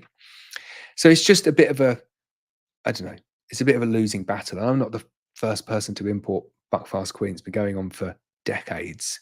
And the fact that it's been going on for decades, surely like the horse has bolted. You're not going to save the local bees, the local back bees, but it's people that kind of, they go to the beekeeping associations, like the chap who said before and said about buckfast bees, they go there and it's just like, no, you do not keep buckfast bees. We keep local bees here. And that mantra just gets passed on and passed on and passed on. And like, well, I don't know. Is it ever going to change? I'm not sure it is. But all I know is that I kept mongrel bees, didn't like them, kept buckfast bees, loved them. I see tens, if not hundreds of people each year who say, I've got mongrel bees and they are nasty. What can you do for me? And I say, well, I've got some buckfast queens. We can can do this. And then they ring back up the next year and they say, that was the best decision I ever made. I cannot believe I went 30 years with mongrel bees who used to sting me through my bee suit. And now I go to the bee suit just with a veil on and a t-shirt and shorts and just really enjoy my beekeeping again. I think we'll buckfast bees. Late night knit says, am I going to wake everyone up if I start constructing supers in the kitchen? I think you probably will. It's getting on. It's 11 o'clock. Wow. Right. I'm not going to go for much longer, but I will finish all the comments. I don't like leaving any comments unanswered. Thomas says, oh, sorry, yeah, you're answering DJ Keep there, I think. Robert Orr says, hi, Laurence. At 2208, you spoke about insulating a hive. Is there a smart way to insulate walls and roof, but also ensure condensation is controlled? I'm trying to go into winter in a 2-box configuration. I just think it's dead simple. Just make sure that the top box is the most insulated. And you can do that. Polyashworth feeder is just, it's insulation, air gap, insulation, and then an insulated roof. You can't insulate much more than that, really. And that's going to be the most insulated part. And it doesn't, whatever you put on the walls isn't going to be as insulated as that. So as long as you've got an open mesh floor, you should be good to go. Alex Ward says, seeing as you strive to bring the best quality queens, nukes, honey, and live streams, will you be considering taking an art course to improve your schedule? Definitely need it. I'm shocking. I genuinely, like, my hands get tired, and yeah, so I accept the poor quality, and I will. Do you know what I probably need? I need like a straight edge. I do it like this, look. But it will take longer. I thought I did it quite quickly. I got like a straight edge and be like, oh, here we go. Let's build everything with nice straight lines now. Here we go. Is that better? Bit neater, isn't it? But I agree. I do. I did say at the beginning, I draw like a 6-year-old. So sorry about that. If it is not clear, then I will have to slow it down a little bit. But I see you're just messing as well. But I take on the feedback. Happy Hounds in Ireland. Evening, Laurence. As a newbie to the beekeeping, can you turn runny honey into creamy honey? So yes, very easily. But the easiest way to do it is to get your runny honey, heat it up to, I think it's like 47, 48 degrees C, which I know most people don't want to do because it kills all the good stuff in it. But you need to do that to reset the crystalline structure. And then you want to add 10% of seed honey. So find a nice creamy honey that you know you like. You basically mix the two together and try not to incorporate much air, and then put it into 14 degrees C storage. And then the crystal structure from the seed honey takes over the reset crystal structure from the runny honey, and you end up with really nice creamed honey. That does work. The other way of doing it, if you just want like a quick way of doing it, is just put it in a KitchenAid and blend it. And it doesn't quite do the same, but it gives you like more of a mouthfeel, more of a texture. That's pretty good. Babies, Jim says, hi Laurence, really enjoyed your vlogs on other beekeepers' apiaries. Will there be any more this season? So maybe it's going to sound like 100% selfish, this one, but I thought with the Carl one, I kind of like retracted my advice from Carl's Queens anyway. But why am I giving other people visibility when I'm putting in the hard work? That sounds you probably didn't see like a selfish cutthroat part of me, but it's true. Like I put in a huge amount of work to promote our queens. Why should I go down to someone else's queens and promote their queens? It's not. So there's a lot of people selling queens. So it's got a little bit to do with that. But I've said to people I'm up for going. I've said to a lot of people, if you're just selling honey or a bee farmer, I'll come down and do like some filming with you. That's fine. And not many people are up for it. Not many people are up for it, and I'm not up for traveling that far. So it's quite like to find someone who I could draw a Venn diagram here, but I'm not going to find someone who is in that sweet spot of commutable distance to me, but also happy to show stuff and also not selling queens and nukes is challenging. Oh, Mark sent me a super sticker for £4.99. Thank you very much, sir. Patrick's Pet says, what type of suit do you wear? So I've got a BB Wear ultra ventilated suit, but I've got a BB Wear premium, just a standard beekeeping suit that I like as well. Andrew Rogers has corrected me. So it wasn't a Highland crotch. It was a Highland croft, but I was close, but it was quite relevant with Colin as well, calling it a crotch. So happy with that. Tyler and Joe's B says, I can agree with that, and I can agree with that's. I think I'm missing something out on that bit. Oh, in terms of what method do you use for storing your frames when not in use? Excellent. Oh, yeah. Aidan, you're the first man on Twitch ever. So that is the first comment ever on Twitch from anyone ever. And you probably give me a shout out and tell me how many people are watching on Twitch, and it's just you, isn't it? It's just you, me and you at the moment. Tyler and Joe's Bees on Facebook says, we keep bees in the garden. They bees see to attack a single dog. Don't bother us or the other dog. Do you have any insight? Maybe the dog that they're attacking is like a certain color. They don't like the color, or there's a certain smell. They don't like the smell, or that certain dog has been like pestering the bees when you're not looking. So they're getting their revenge. But that's an interesting one. The Morris Homestead says, hey, Laurence from New York, should I leave the ventilation on my lids or no ventilation during honey flow? So it's a strange one this year. So in America, you often get, and I'm no expert on American climate, and I'm not saying that this is right or wrong. This is just from what I see. So in the UK, no one ever recommends ventilation at the top, and none of the hives have any ventilation at the top. It just doesn't exist. But in America, you have all this ventilation at the top and then ventilation at the bottom, and you from what I understand, you get like this chimney effect that maybe isn't very good for the bees. So I've never been a fan of any ventilation at the top. I've always been a fan of lots of insulation at the top, ventilation at the bottom to let that condensation track out. So the question is, should I leave the ventilation on my lids or no ventilation during honey flow? I would just seal it all off permanently and ventilate at the bottom. But like I say, I'm not an expert on the climate out there or what is going on there. And it might be very different from what we experience over here. So I would maybe like take that to your local beekeeping association and see kind of like what the general consensus is. Right, how many more questions have I got? Right, quite a lot. Okay. Where do we get to? I will finish all the questions. Everyone's in bed now, so we're good. David McDowell says, I've got one problematic hive. Black bees won't accept buckfast queen. Going to try Caucasian, which I've had success before that. Failing that, what would you do? Let them requeen themselves. No more black bees. It's a difficult one. What you could potentially do is combine them. That's the only way that you can get around it. If they keep on superseding and they won't introduce them, then do what I did before with that combine and combine them. Just take half black bees, half buckfast bees with a buckfast queen, merge them together, and then just let the queen go. And the fact that there's going to be tons, like you're going to have 50-50 black bees versus buckfast, they probably won't kill her. They won't do the same as if you're trying to introduce a single buckfast queen into a completely 100% black bee colony. So that's what I would go for. The guy on La Session Obel does whiteboard drawings too. Really useful to have visuals. Sorry for butchering the French there.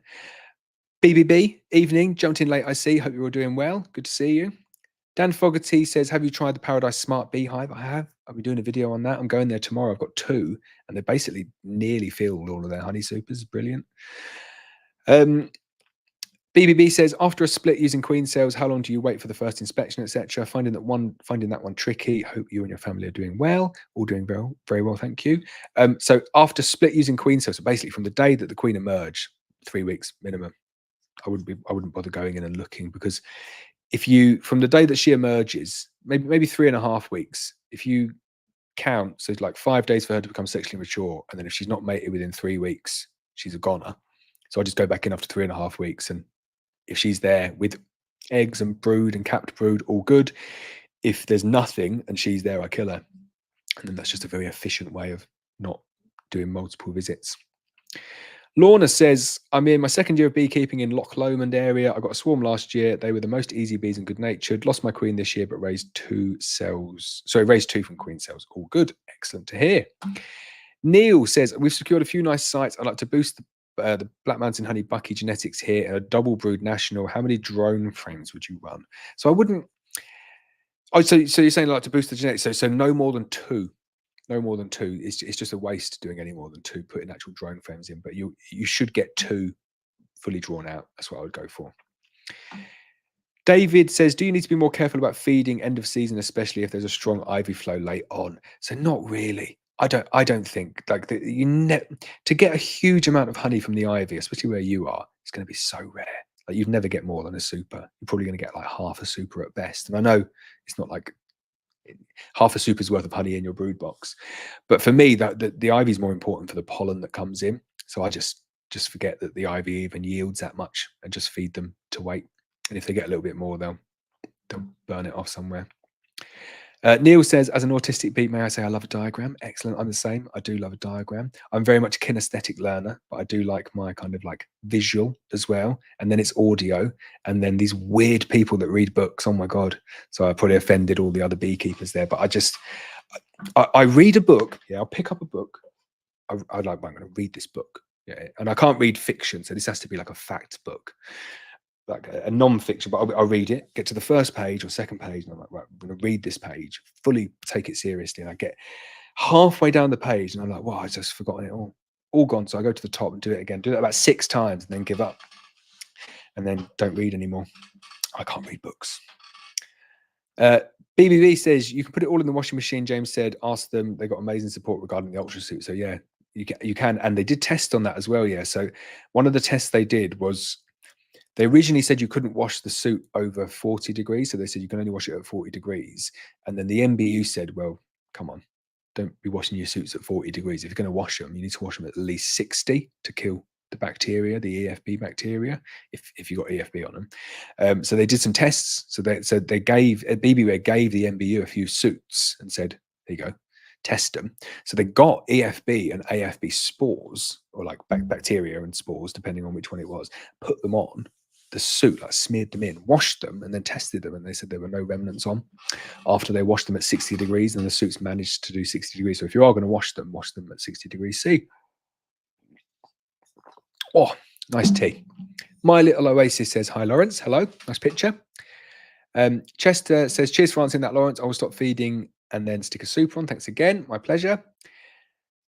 BBB says, except the Carl, I always get that wrong, Carl Kerr Spelling Foundation, his Buckfast line, can one even get pure Buckfast? So this is the thing, Buckfast can just mean a lot of things to a lot of different people. And there was never a true pure formula. There was only the lines that he worked with. And some people have kept those lines going and they say, well, they're the same lines. But I think it's not a case of they're the lines, it's a case of this is the philosophy, this is what he was looking to do. So you never, beekeeping, you don't reach the end. You never say, right, that's it, I've completed it. Beekeeping, we've reached the end, or we've reached the end of Buckfast, we've perfected Buckfast, so we're going to stop improving that queen now. It's all about kind of what can I do to try and improve that queen, and what can I do to improve her daughters. And so you could argue that moves you away from what Buckfast essentially is, but I think it still does the same kind of thing. And yeah, just being clear, Carl being brother Adam. So yeah, he's German, wasn't he? Oh, Joshua joined as a channel member. Hi, Joshua. Thanks very much.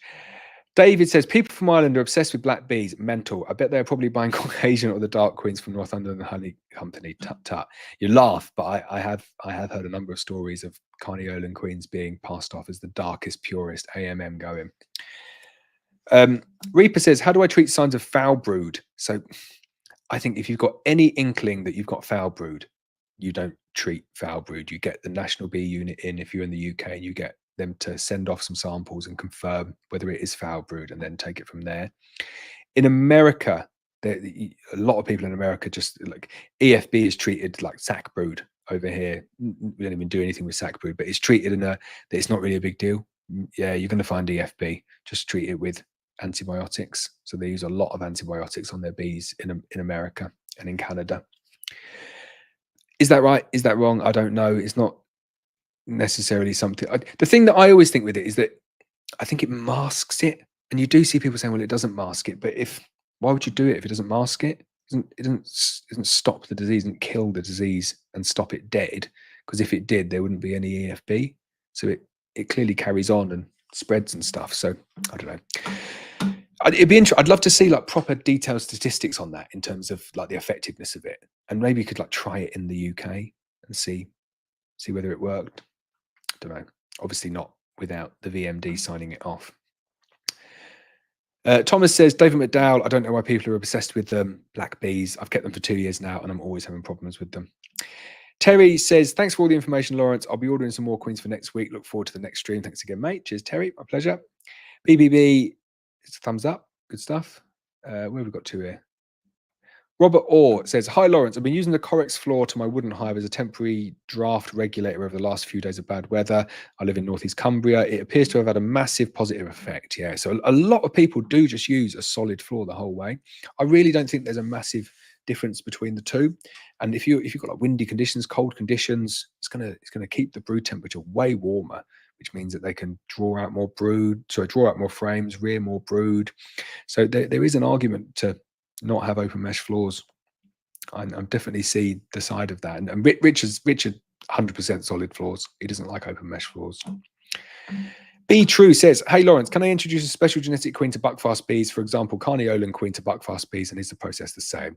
So all of like the cross breeding like that, or so like pure species to hybridize and stuff, you'll always have the risk that the bees will say, no thanks, or thanks, but no thanks, I'm going to supersede. And they generally accept them, but then they might let them lay some eggs and then try and supersede. So I just think if you're doing any different genetics, the way to do it is exactly the same, but go in after 3 or 4 days of popping the tabs. And as soon as the queen starts laying eggs, go in every 3 days. And if you see them drawing out supersedure cells, just take the supersedure cells down. Just keep on doing that for like a few weeks. And if you get through a few weeks, you should be fine. Should be no problem after that. But that is the risk. They don't always do it, but that's the way to fix it if they do. Alex Ward says, any news on where Staunton Park Bees has gone? His bees okay? I don't know. I've not spoken to him for ages. He seemed very ambitious with his plans, but no, I know hopefully he's not taking everyone's money for AMMBs. I'm sure he hasn't. I know he wouldn't do that. But no, I've not heard from him for a while. I'll give him a text. Neil says, massive thanks, Laurence. Fantastic dedication here until the end. Wish you and all the family well. Thank you very much, Neil. Laura D says, split 15th of May. Queen first sign on the 26th of June. Old queen going strong, so thinking of making a small nuke. Is it too late to split? Have 2 hives, so we'd have to buy a new hive, or can I keep an overwinter in a nuke? So definitely not too late to split. Really good time to split and do it in a nuke. Yeah, don't need to buy a new hive. Just two frames of brood, 1 frame of stores, new queen, two frames of bees. Like shake the bees in, and you should be good. Robert Orr says, thanks, Laurence. Another informative and interactive evening. Thank you, Robert. Thomas says, Laurence, are you always looking to reduce the number of hives that you have? So no, not always looking to reduce the number. Like we just changed our strategy a little bit. So instead of big production colonies now, we just go like for nukes, because we sell a lot of nukes and like that side of it more. It's more profitable as well. So overall, our numbers have been going up for years and years and years. It's just our production colonies that are going down. Aidan says, you want to put your stream in the just chatting category on Twitch. Yeah, I don't know how to do that, I'm afraid. But I did see that there was a just chatting category, and there were some people talking about that. Someone was playing chess or something. Tyler Rapson says, can you explain why we love buckfast in the UK? So I can give you from my own experience why I love buckfast. So when I had local mongrels, they were angry. They chased me. They stung. I didn't get that much honey. They had lots of chalk brood, and they swarmed when they got to about 6 frames.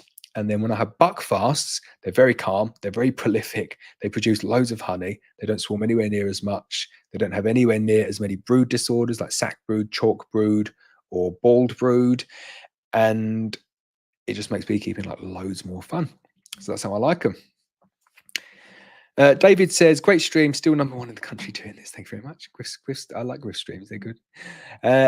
I've got to the bottom, right? Hey, Laurence, I've a queen coming Saturday, but my nuke won't be hopelessly queenless till Wednesday, or leave the tabs closed till then. So yeah, leave the tabs closed till then, but put it in the nuke. Don't just leave the queen outside of the nuke. That's the way to do it. BBB says, via game, just chatting on Twitch, as I recall, or set it via the dashboard. So I think I'll have to do that for next one. But I chucked it on there because I'm using the new thing. So I'm going to add this back on, because the final thing I'm just going to say on here is I'll probably write it a bit better. There we go. Goodbye. 2 hours, 52 minutes of talking about bees. And that is it. We have reached the end. Goodbye. I'm not going to cut it off directly like that. At the beginning, I did say about the few things, though. Special genetics, this is your absolute last chance. If you've gone through 2 hours and 52 minutes, I might as well chuck a little sales pitch in at the end. But it genuinely is the last chance. You've got 5 days left to order the special genetic queens. Live streams from the apiary will be coming this Wednesday. I've worked out how to do that now. It's going to be absolutely awesome. So when that comes, come along and have a look. Overwinter Nukes selling really, really fast. If you're interested in Overwinter Nukes, get in contact quickly. £35 Buckfast Queens for the 4th of July dispatch. £32 Buckfast Queens if you are buying 5 for the Thursday, the 11th of July dispatch. Facebook, YouTube, Twitch, Twitter, and Instagram, 1080p streams. I'm really happy with that. I hope it went well. I'm looking forward to seeing how it goes. If I don't see you on the live stream for the apiaries, I will see you in 2 weeks' time. But I hope you all have very happy beekeeping until then. So I'll see you later.